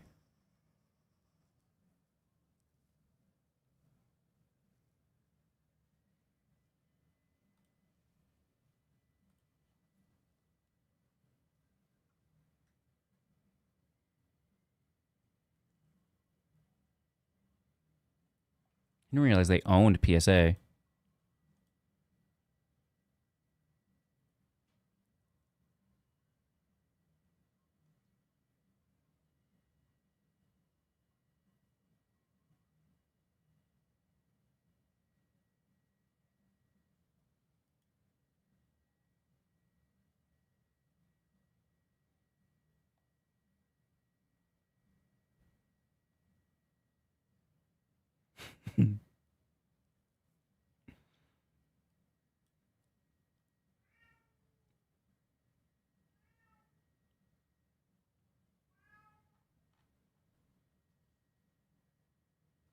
That is awesome, though.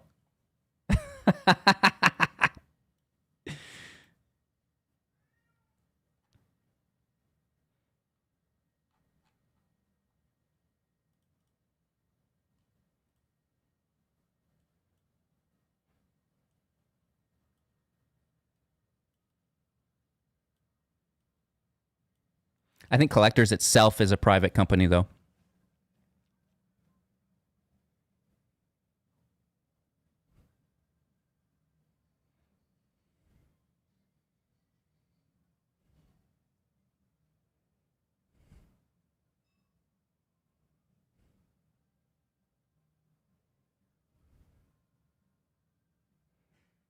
classic Monopoly for me, but not for the. Which, I mean, Monopolies aren't good. I get that.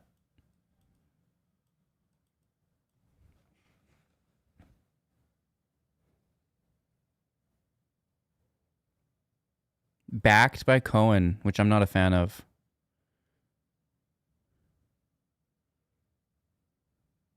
Well, I mean, you got to hedge your position, right? How much of a backing?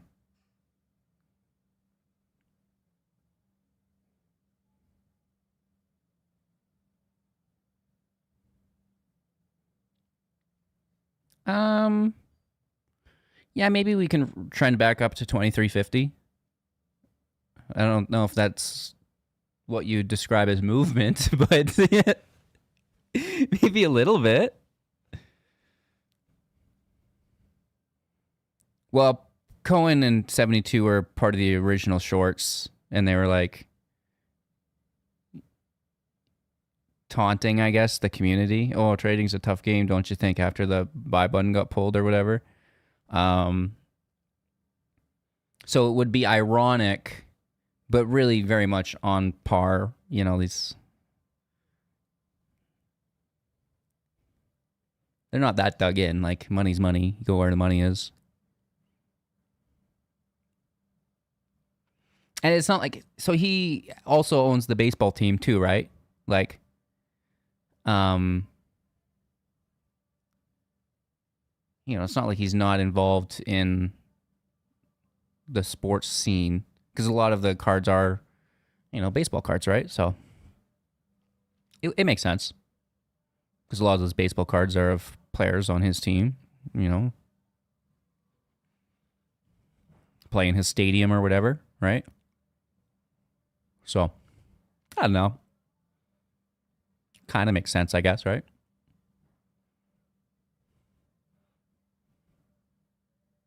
And people, you know, are allowed to change their mind, right? Like, maybe one day I'll trash GameStop. I don't know. We'll see. Isn't that what you're doing already? Just kidding. Nah.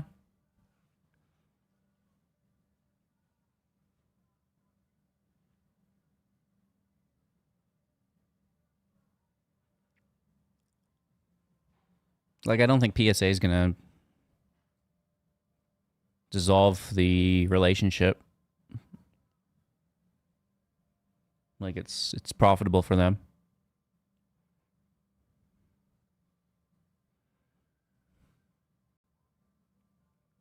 I specifically don't think someone of that caliber has got a problem getting over themselves and reassessing their biases, because he's obviously quite successful, so he's probably apt at doing those things, right?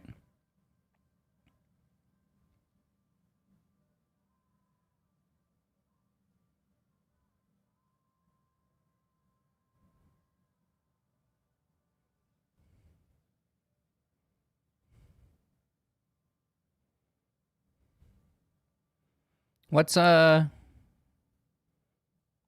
what's our boy up to these days? I recognize, I remember his face. I can't put my thumb on his name though. Who's the Melvin Capital best boy? What was his name again? Hi, hi, hi.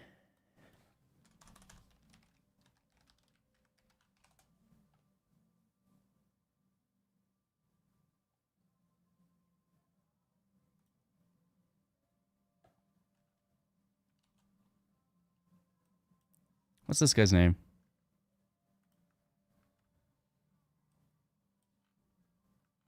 Gape. Fuck.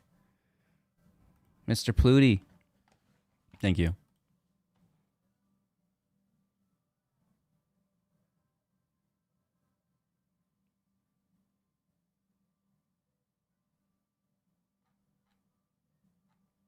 Man, shout outs to that guy.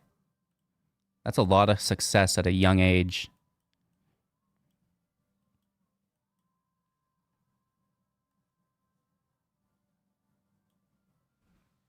Best investor of our generation. Well, he's not wrong. There's a reason he's allowed at those tables. I mean, so people mess up from time and time again, but he's probably been very good before that and is probably also very good still to this day, having learnt a couple of lessons, I assume.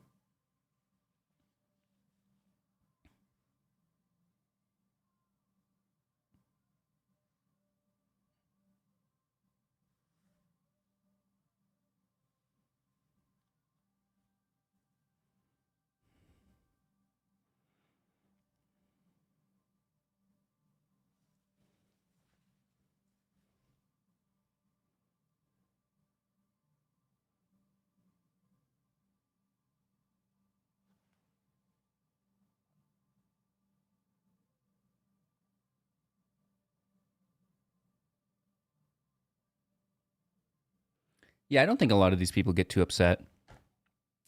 They've got good lives. Like, I don't think they care at all.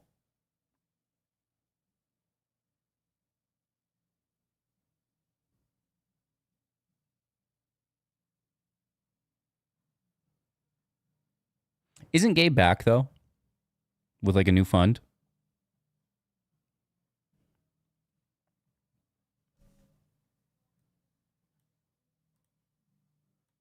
Like for some time, right? I wonder how that new fund is doing.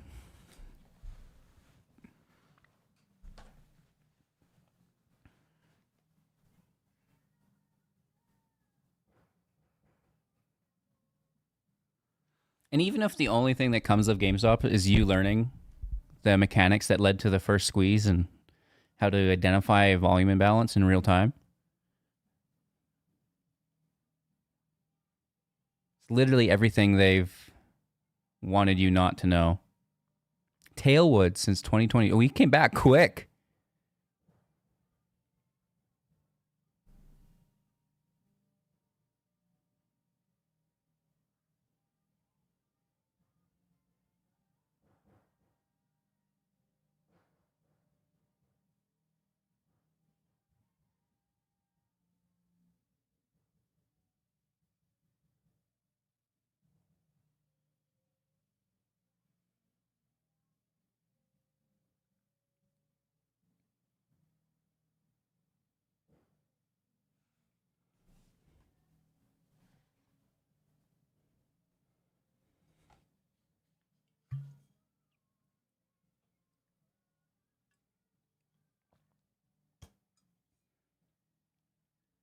Yeah, so the stimulus checks this time are only going to matter if people get excited about GameStop, or else they're going to be directing those stimulus checks to other places.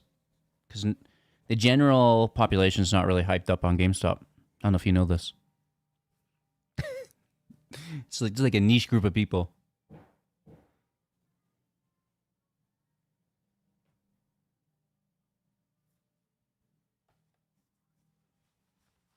And it takes, you know, more than the 2,000 of us.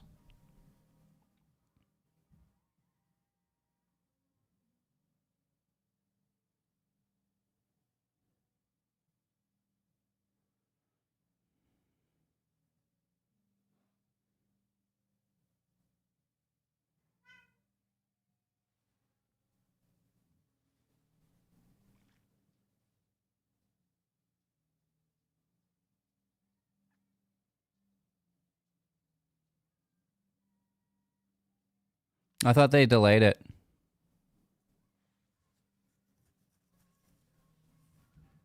Because didn't they shut down the house?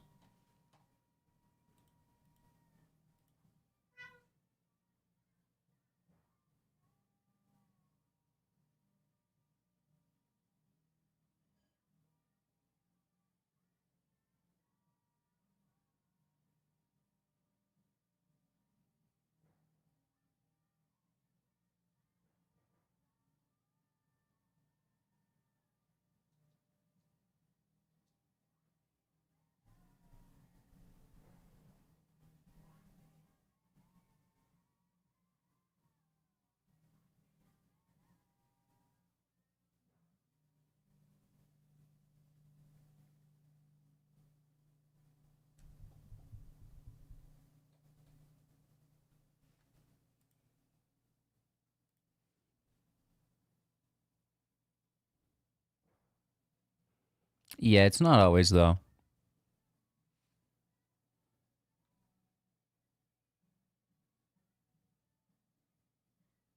You loading up on puts or what? Some 680 puts?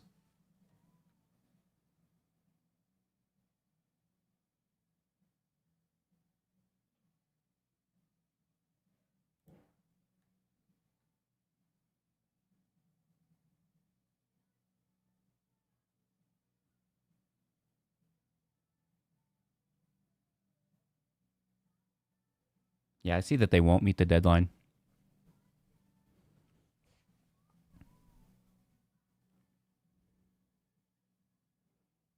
There you go.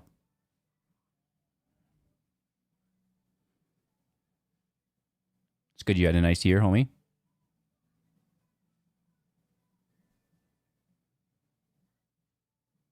I haven't had a corporate bonus in 15 years.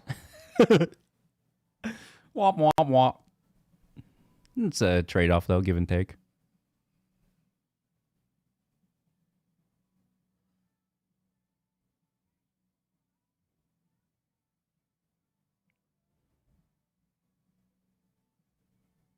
Wow.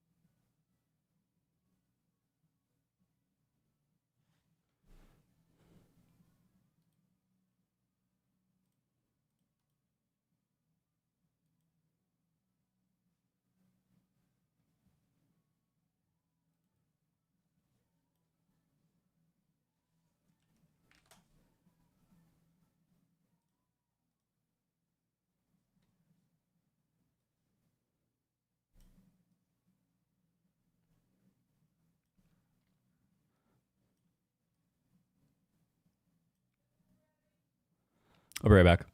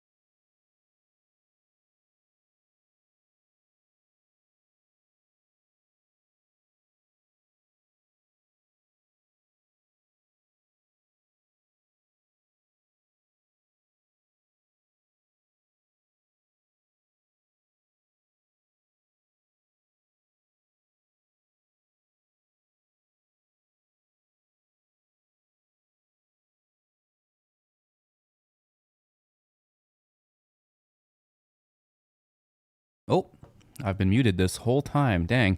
Okay, I'm back with lunch, just kind of eating privately, as I'm an absolute animal. You should see there's food going everywhere.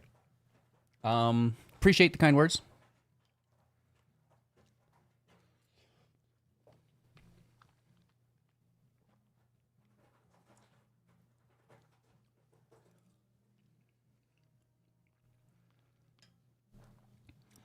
Buddy's saying extreme volatility for power hour. SPY's been up all day. You know what that means? We're going to challenge VWAP. Let's see if we can form a bearish signal and just track these puts into the end of the day.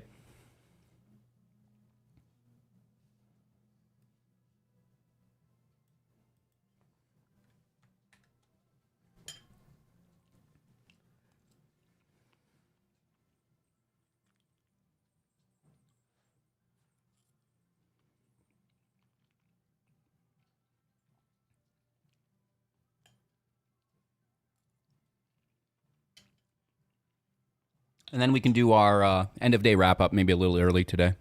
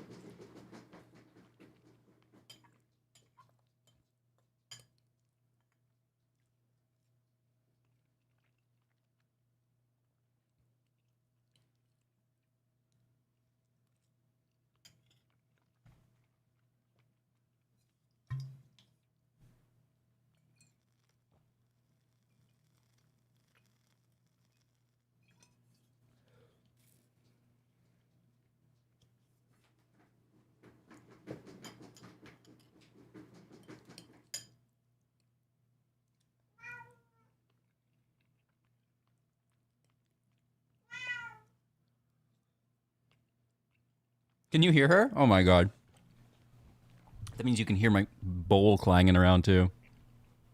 Give him a roar, Maya.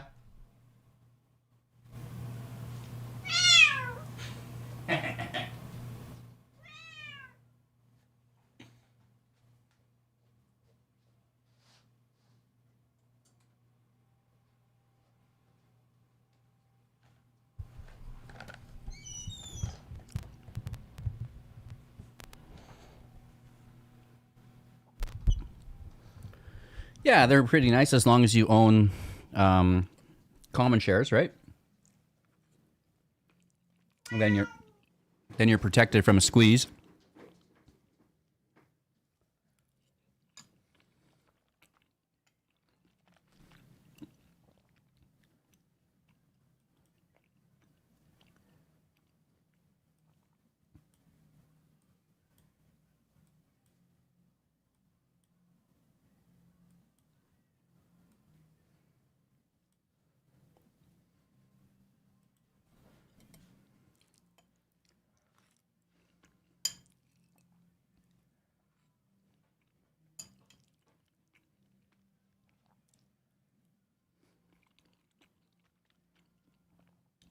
Yeah, she is pretty good at picking daily option contracts. She picked this SPY put here.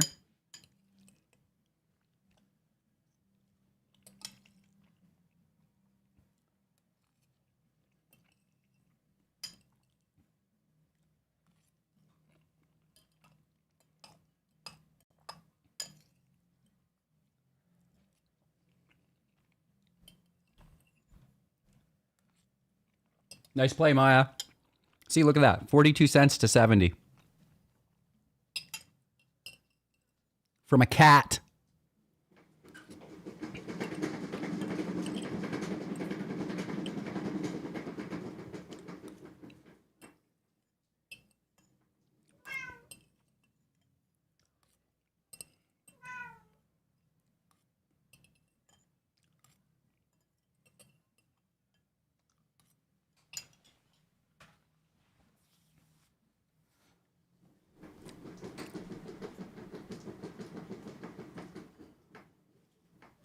Meow.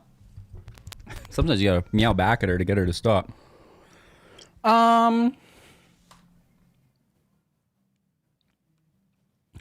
don't know. I think it depends on your bias, whether you're bullish or bearish long term. I understand both neutral, but there should be an underlying bias.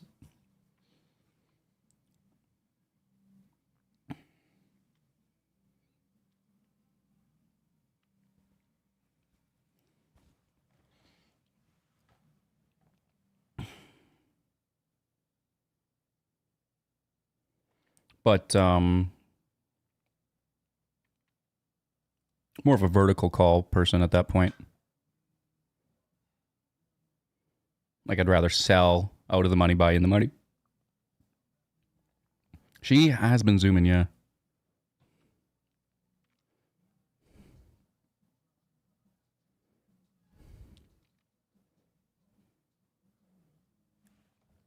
I mean, she does more than help. She's leading the way.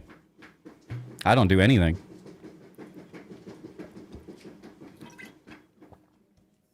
I'm just the talking head, dude.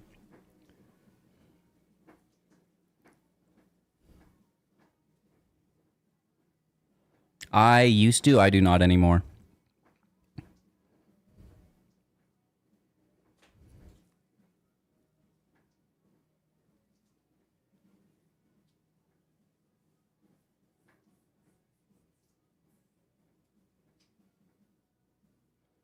It used to be really annoying.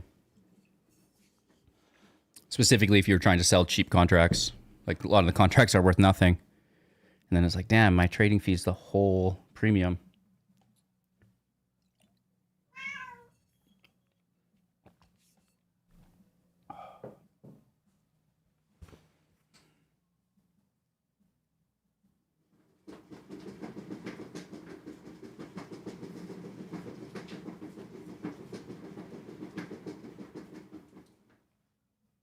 What are you doing over there?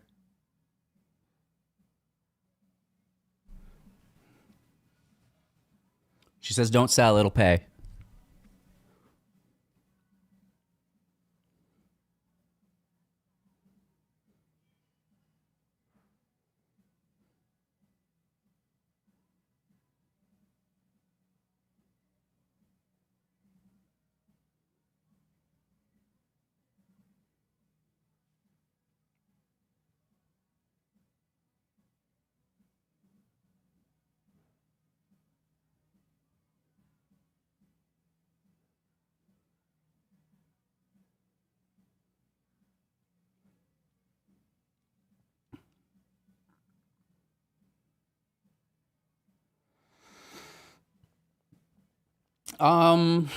Today's video, what are we recapping?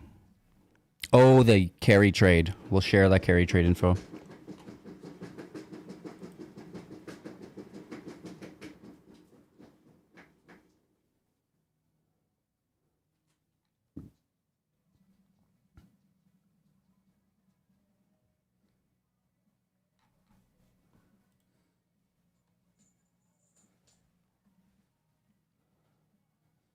I'll be a little bit late to Twitch today. I'm going to go out and see the stray dog.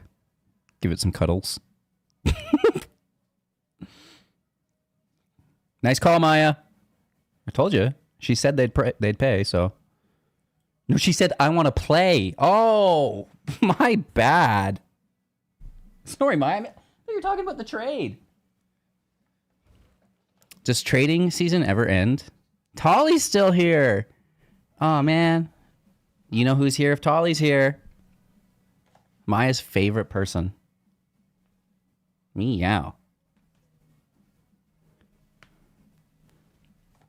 Yeah, I'm gonna go and see the dog for like 10 minutes. I can throw a stream on first. Are you on vacation? Are you up late today, Tolly?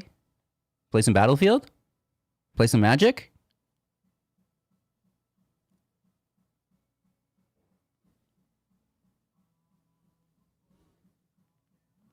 So I would be nervous of the sell side popping up here.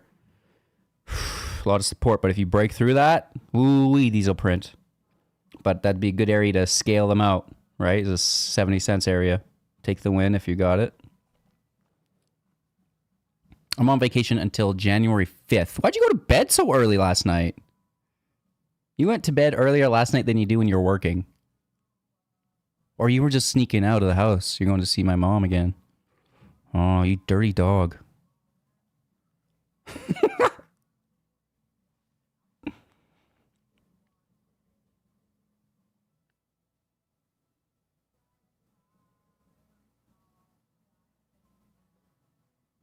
Yeah, we'll start our recap in about 20 minutes. We'll just hang out for a moment. EP. Yeah, I went to bed pretty early last night too. But I'm up at like 2 a.m. I get up very early.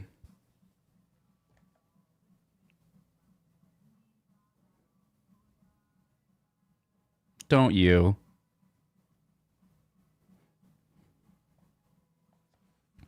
See, and that's why you take your profits off a local sell side. Right? You could see that form in real time.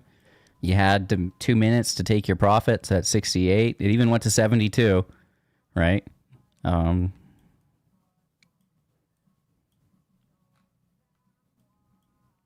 Classic stuff. We got a lot of time left, though. Could bleed down more.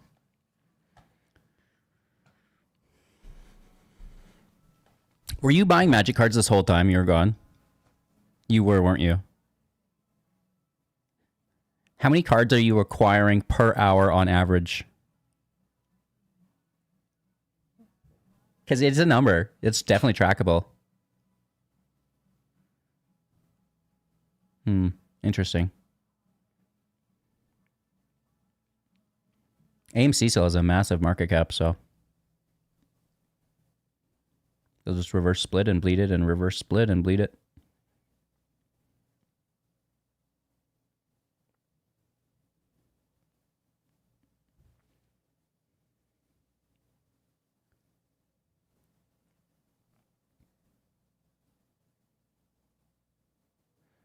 I bet it's like above 0.1.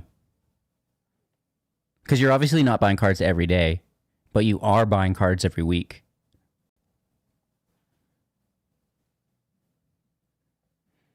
You should start tracking. How many cards did you buy this week? We'll just do it on like a weekly basis, right? And then divide the minutes out or whatever.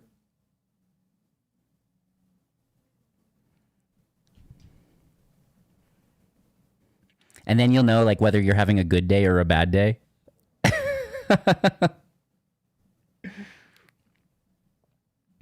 You didn't get that scale out before. I mean, it's right in front of your face again. Don't take it for granted. Leave a runner if you want, but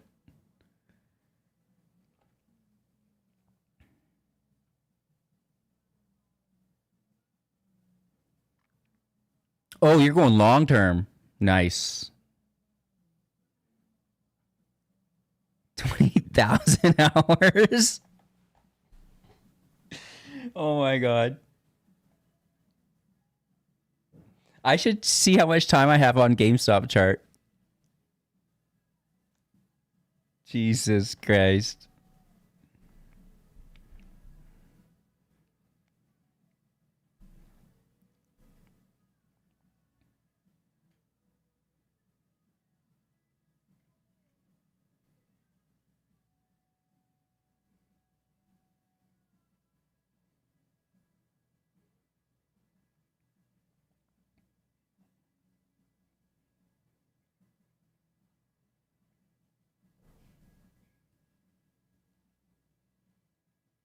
A little volume on these. Good volume into the end of the day here.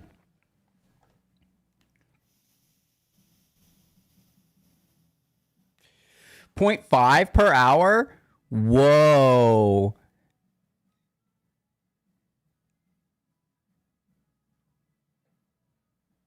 That's crazy.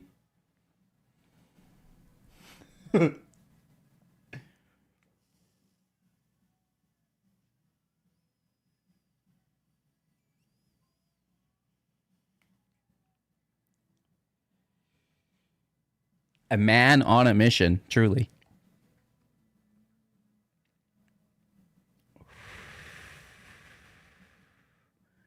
Any runners, you could try to maybe grab them off the 200. And then your last full out lotto to VWAP. Hashtag I doubt it.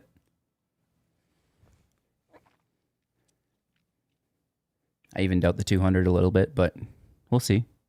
There's time. Send help, no doubt. Make sure that in your will, you mention that these cards are of value, so some dum-dum doesn't just give them away.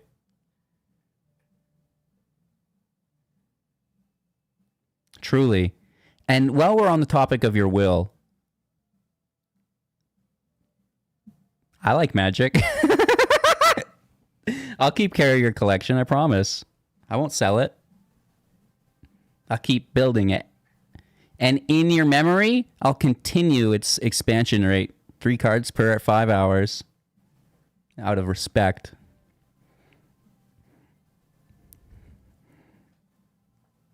Oh my God. 66 euro cents. I don't even know how you'd say that. 0.06 euros. On Magic cards every minute. Oh, per hour. Sorry. Still. You're an animal. That's like a consistent bleed. Like your boat is leaking.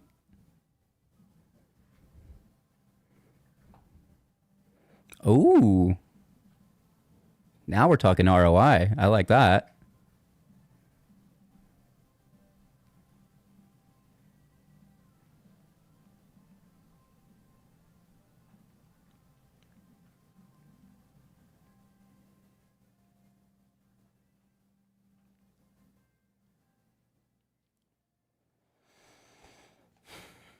The importance of locking in that sell side level.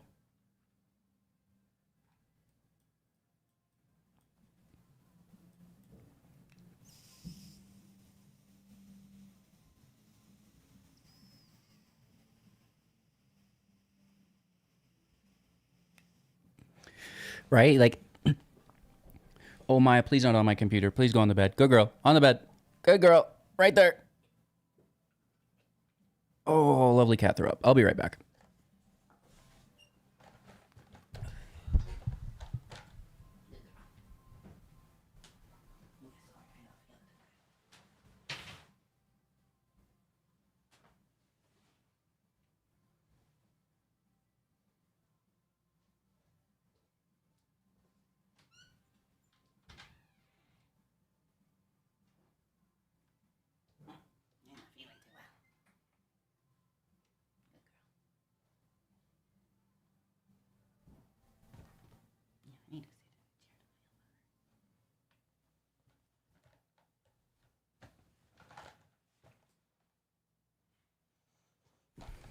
Whoa, Maya, you threw up the whole market. What is going on? Wow. I was promised volatility.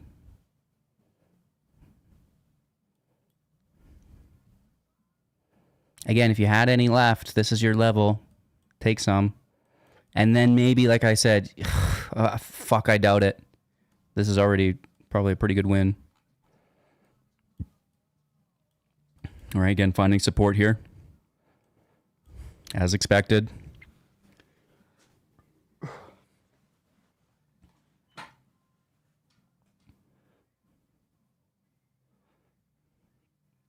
Plenty of time left, though. About 10 more minutes. 15 more minutes, we'll start our recap. I want to talk about the straddles really quick. We'll go through that. We'll go through these 2 articles for people. We'll talk about how hardware sales are down, but collectibles are up. Where's that collectibles thing, too? Oh. We'll talk about that. What else we got? Nothing.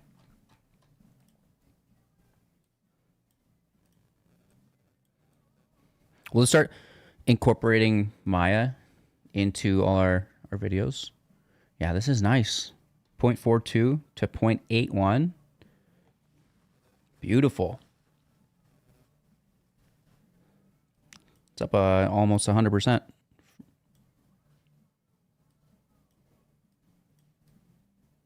Right? So, you know, our thesis on that's pretty simple as a day trader.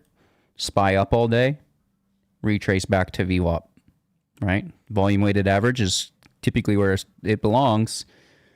Just like if you were to trend downwards all day, it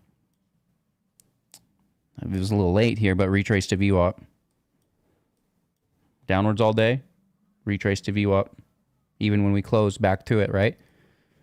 It's just like a localized price magnet.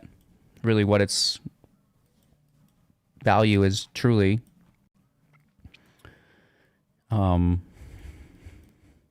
So that gives us, you know, kind of our directional bias.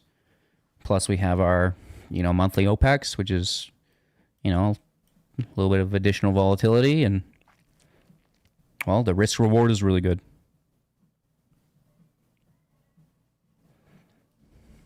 Then you got your reversal signal breaking through your sell side.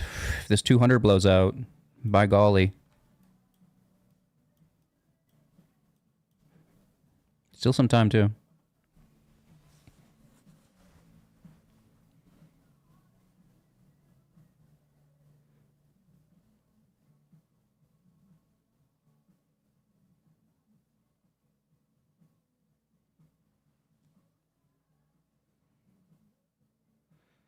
I don't think we're going to get a GameStop move on zero daily. It's not even moving. 22.45, probably exactly where it finishes the day, honestly.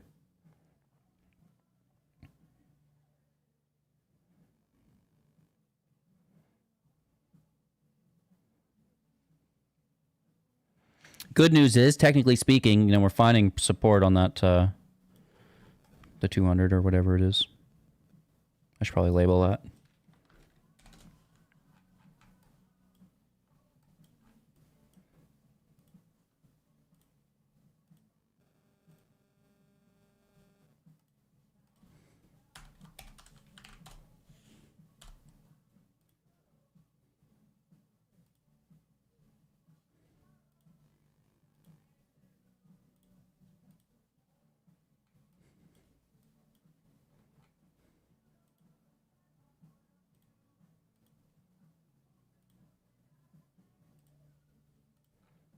Where the hell does it say that, though?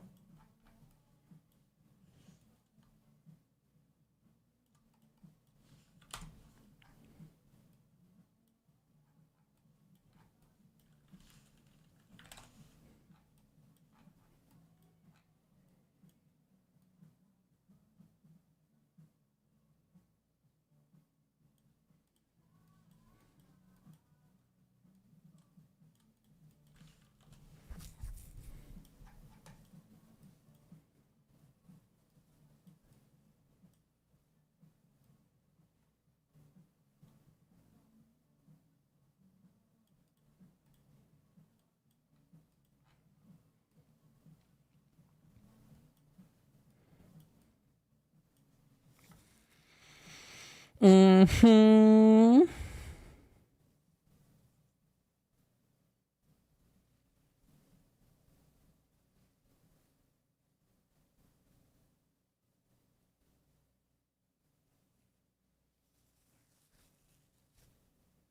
I think this will break down. There's time and it looks weak.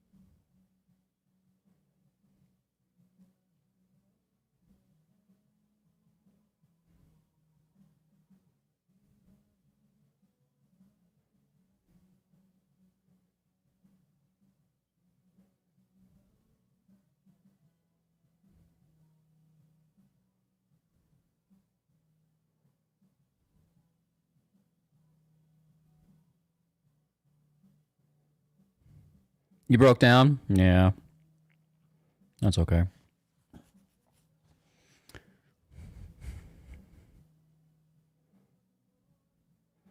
You could sell a call and farm theta over the weekend. Or just done a cash secured put through the weekend. Also, just nice theta farming. I know it doesn't sound like much, but 2 days is 2 days. A lot of bigger traders close out their calls on Friday and just re-enter them on Monday. Dodging the theta over the weekend. Not uncommon. Why carry the risk? You know, it's specifically if they're short dated.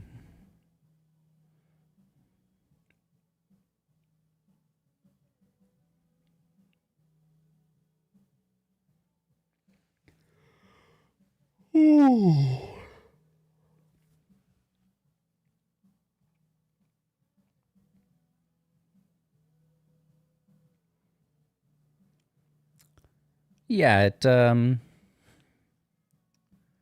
I imagine it's Monday, Tuesday, Wednesday, and then we're down Thursday, Friday. But I could be wrong.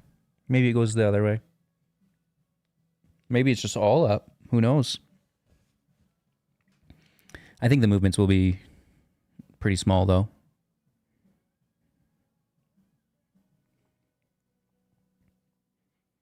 Like when I say move up, I mean 23, right?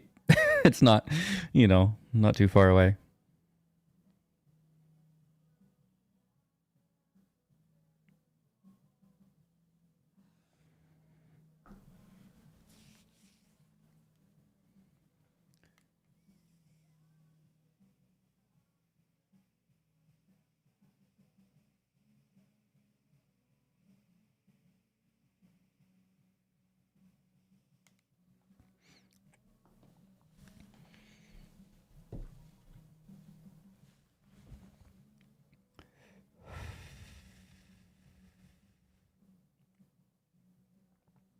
Good day otherwise. I mean, for as quiet as we expected things to be, pretty good all in all. Right?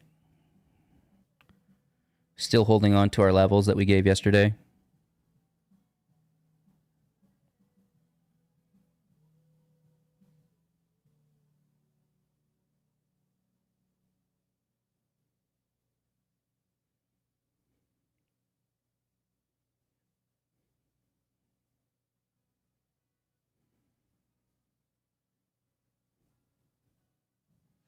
How hard do you think it expands off the 200? It's a high or low?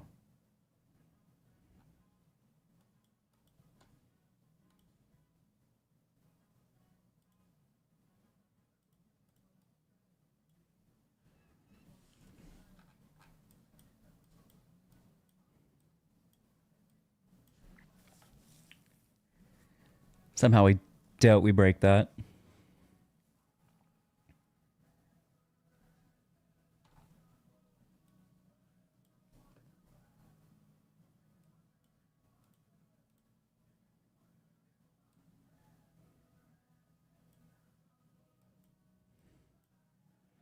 So the 2250s are literally worthless, even though in the money right now.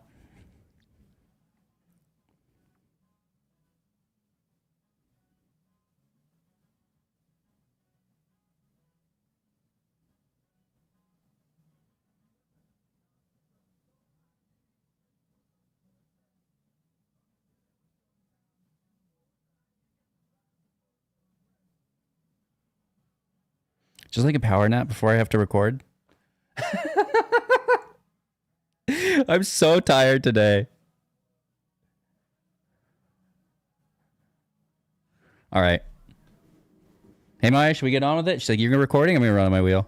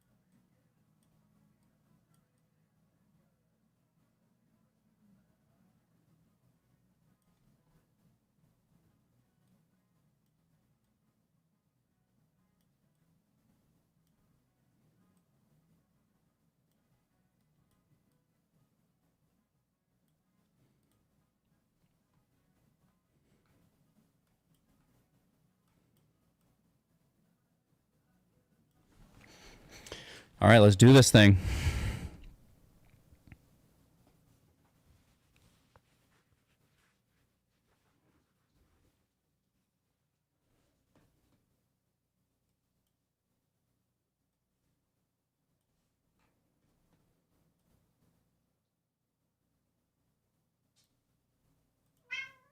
Maya, we hear you. Good girl. Yeah, I am a good girl.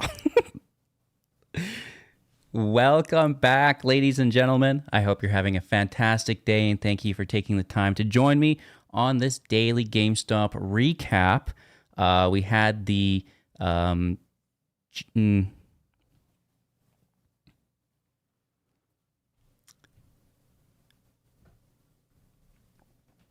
Hey, cat's in the way. One moment. This may take some time. She's quite distracting. Maya, no. Just put my birds on. It's bird time. We're early, Maya. It's not that time yet. Put birds on the TV for the cat. They'll love it. Yeah.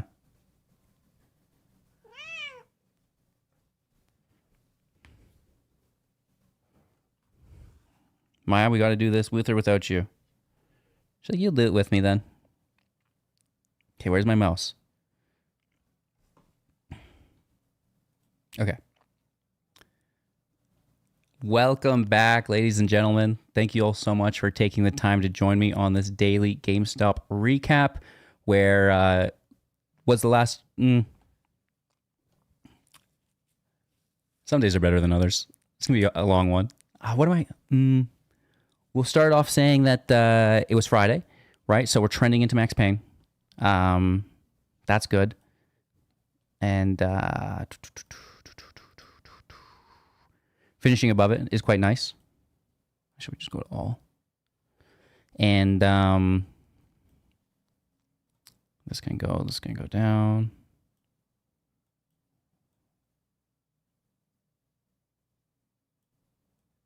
Sorry, just being a perfectionist really quick.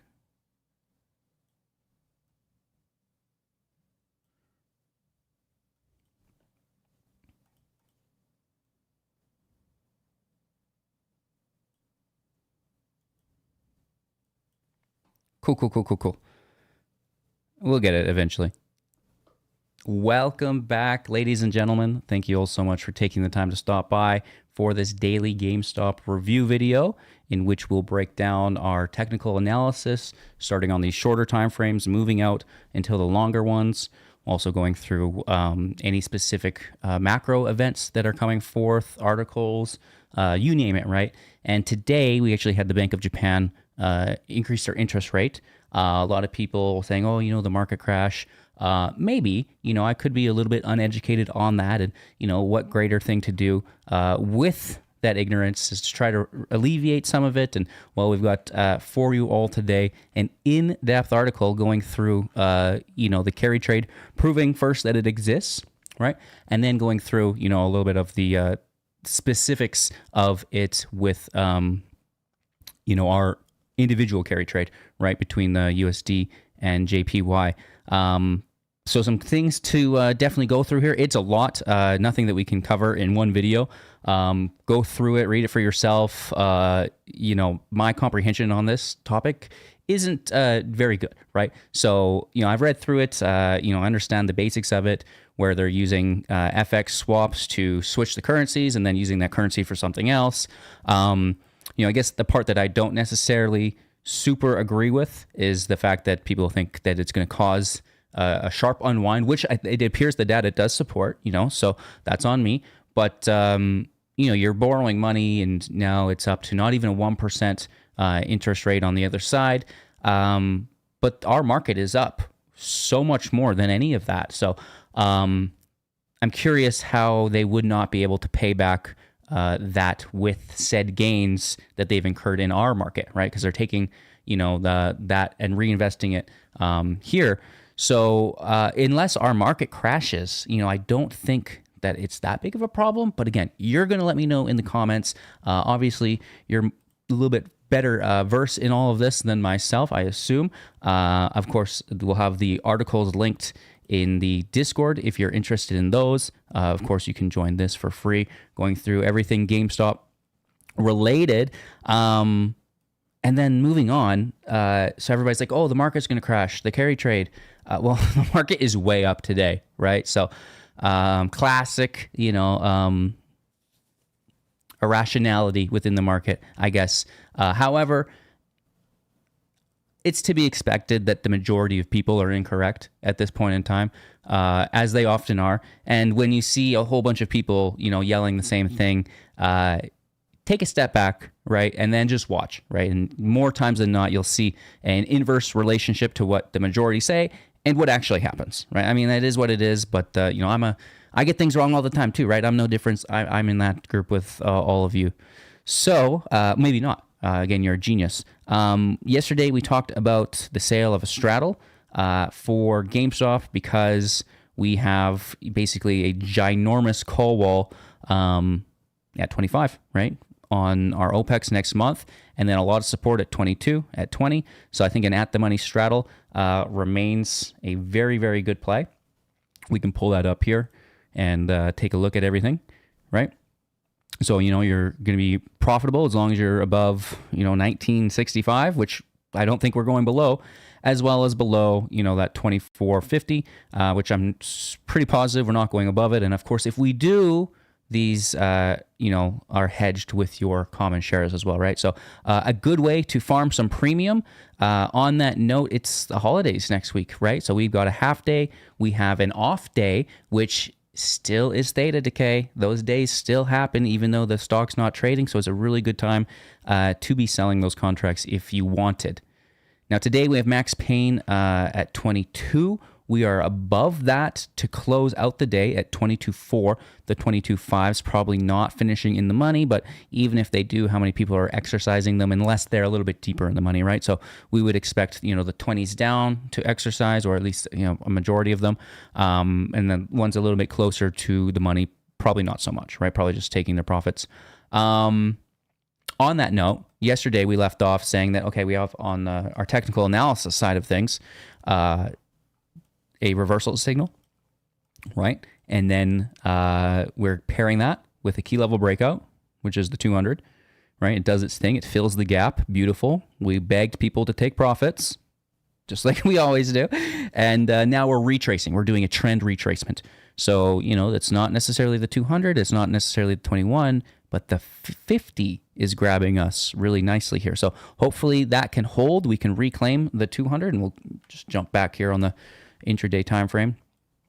So you can see, that holding is really good support throughout the day, and then basically resistance as well. And we're so close in a channel lock here. And again, because of the options on next OPEX, chilling, open interest here, I think that there is a lot of crab walk to do in the meanwhile through the holiday season. So that's all I really have, right? I want to see the 4-hour 50 hold, right? And then I want to obviously see the 200 reclaim, and this is our support. And then, maybe we can work our way up to 2350, but I don't really see us going above 2450. Maybe we tap 25 and it slams us down because there are a couple weeks until that OPEX date, but I don't see us really breaking 25 and running, right? Aside from that, we can check out kitty charts as well. The warrants traded basically flat all day, very little volume. There's almost no liquidity there. We'll save this and we'll bounce over here. This is actually the first time I would have looked at this today. The 1 day is chilling, which means the 4-hour is doing its thing, right? And we want to make sure that this stays doing its thing.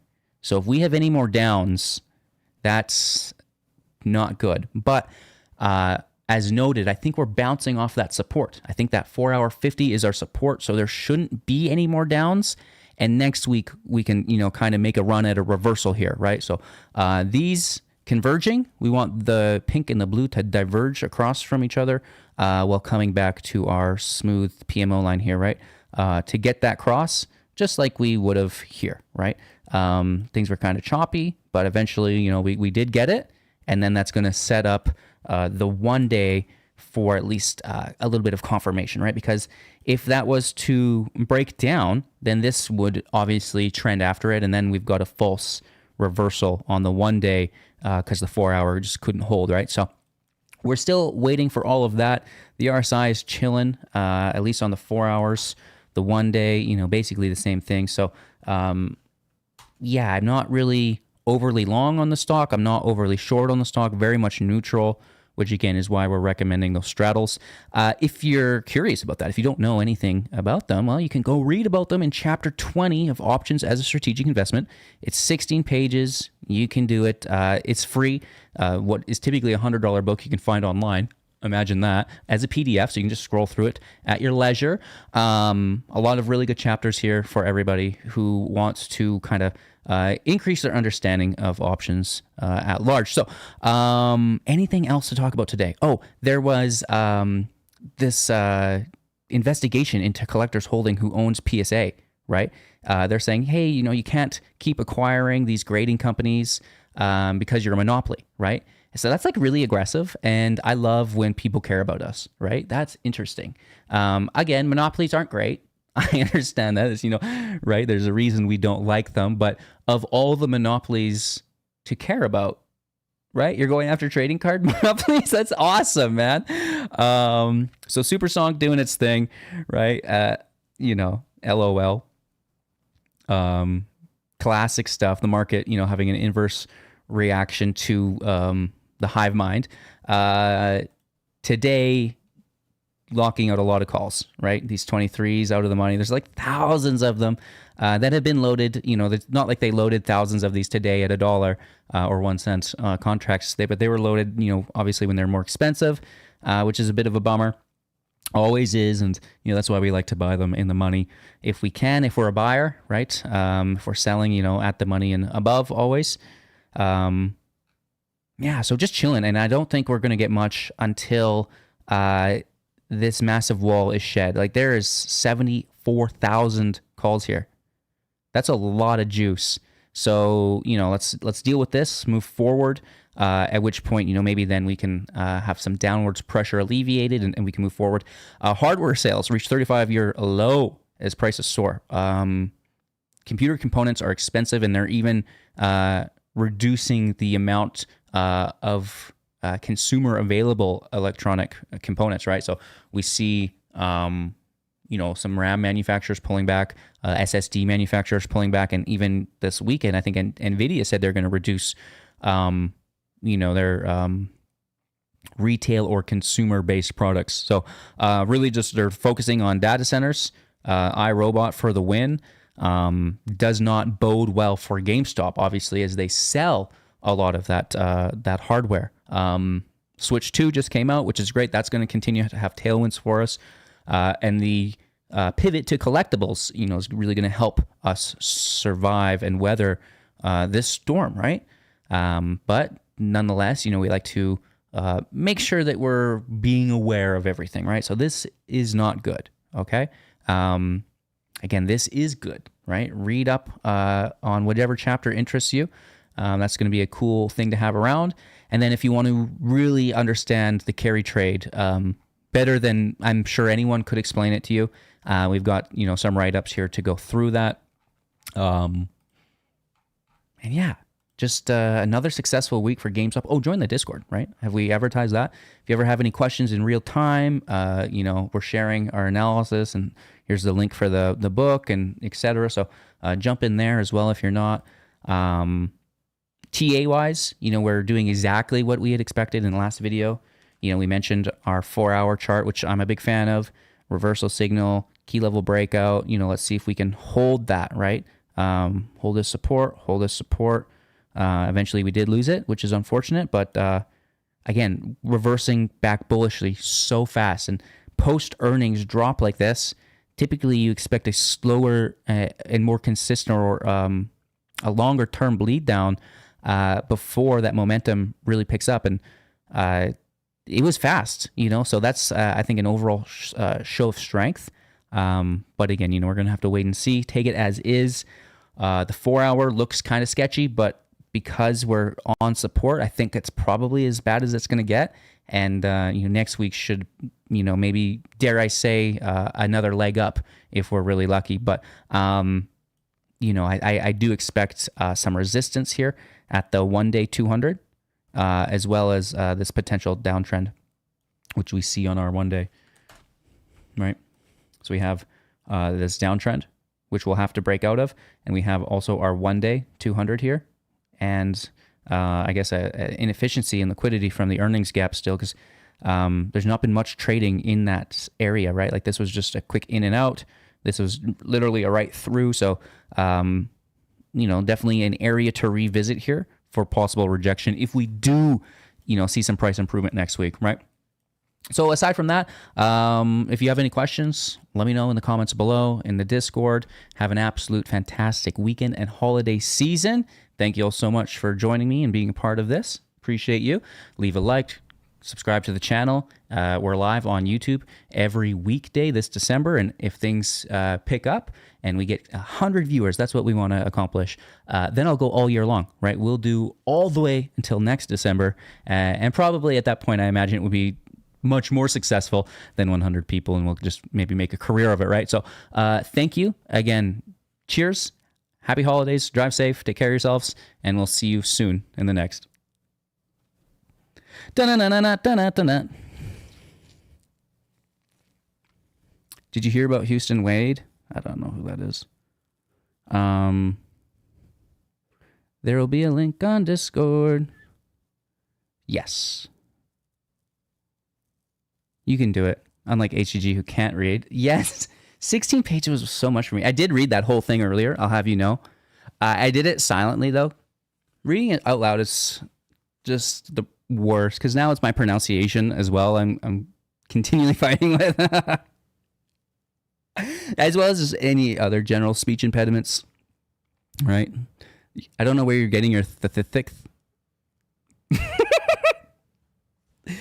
What time is it? Oh, we got time. We're hanging out still. I'm just glad to have that out of the way. How many minutes was that?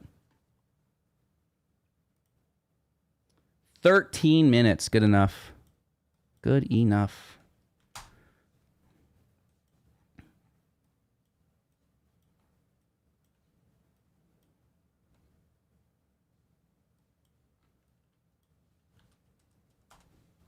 Oh my God. It broke the 200. Shit.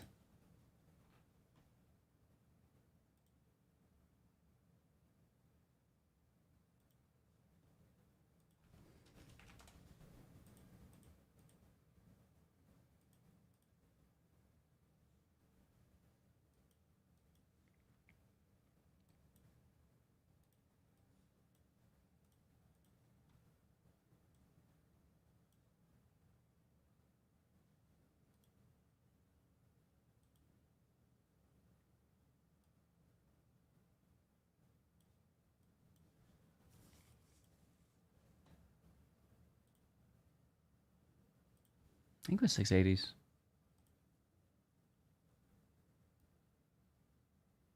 I don't remember them being worth 15 cents though.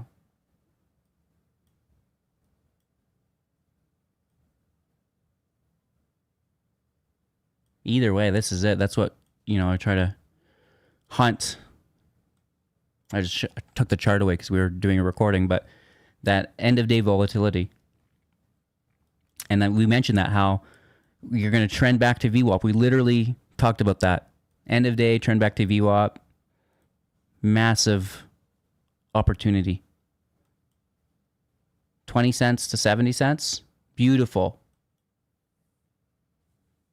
But not a lot of volume, right? Only 10,000 volume, 11,000 here. So, you can't size in that much, but you can definitely get a piece of the pie.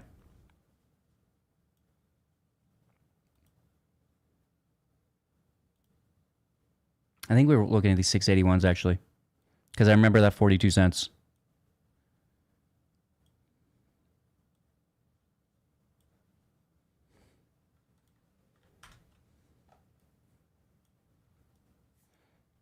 Which is awesome. Like, being able to pull that up ahead of time, give you the theory behind the trade, give you the levels to the trade, right? It was sell side, 200, VWAP. Those were our levels, right? And we hit all three while having shown you which, contract to be looking at.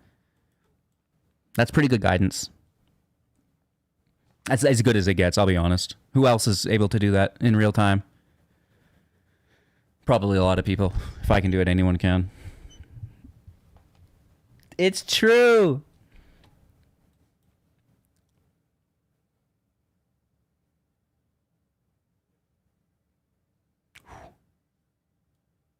Not always given, but pretty common on the S&P 500. So if you're below VWAP, you could do end-of-day calls. If you're above, you can do end-of-day puts. And you're always just targeting the white line end of day, which it almost always goes to. Yeah, thanks for stopping by, everyone. Appreciate y'all. Hope you have a good day. Make sure to leave a like on the live stream. Make sure to tell all your friends about it. And make sure to have a great weekend, okay? There's a couple things I need y'all to do. And your homework. Read about straddles. Read about the carry trade. And then maybe you could teach me about it.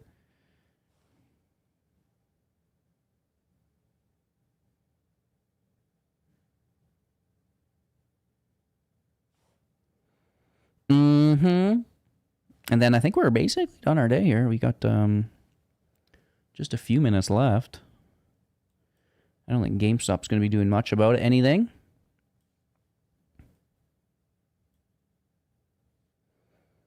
Yeah, that's all you can do.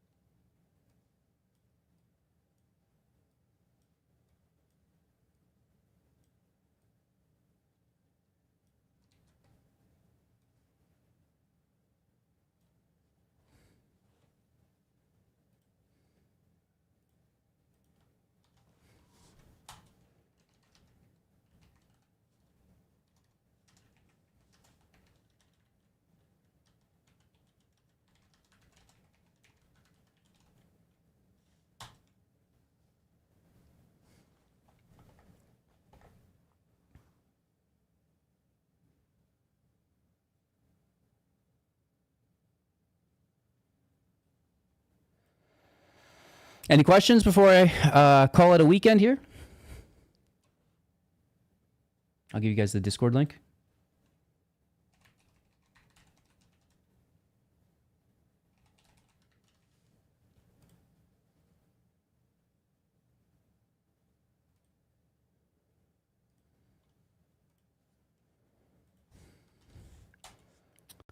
There you are.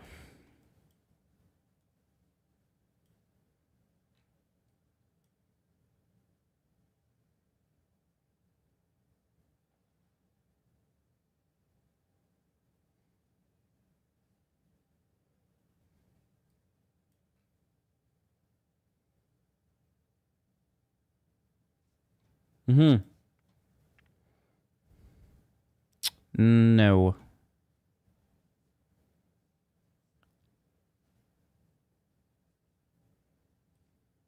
Yeah, that's a lot of volatility at the end of the day. Yeah, cheers.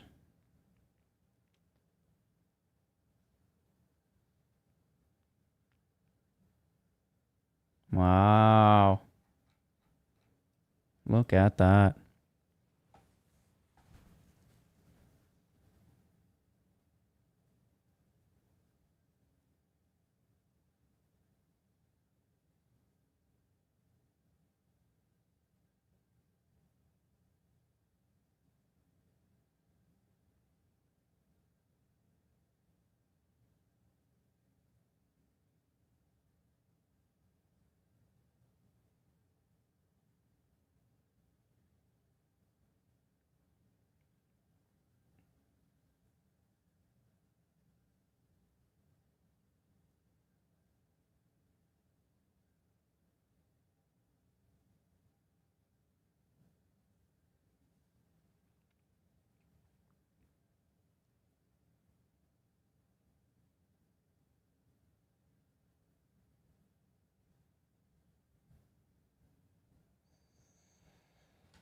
All right.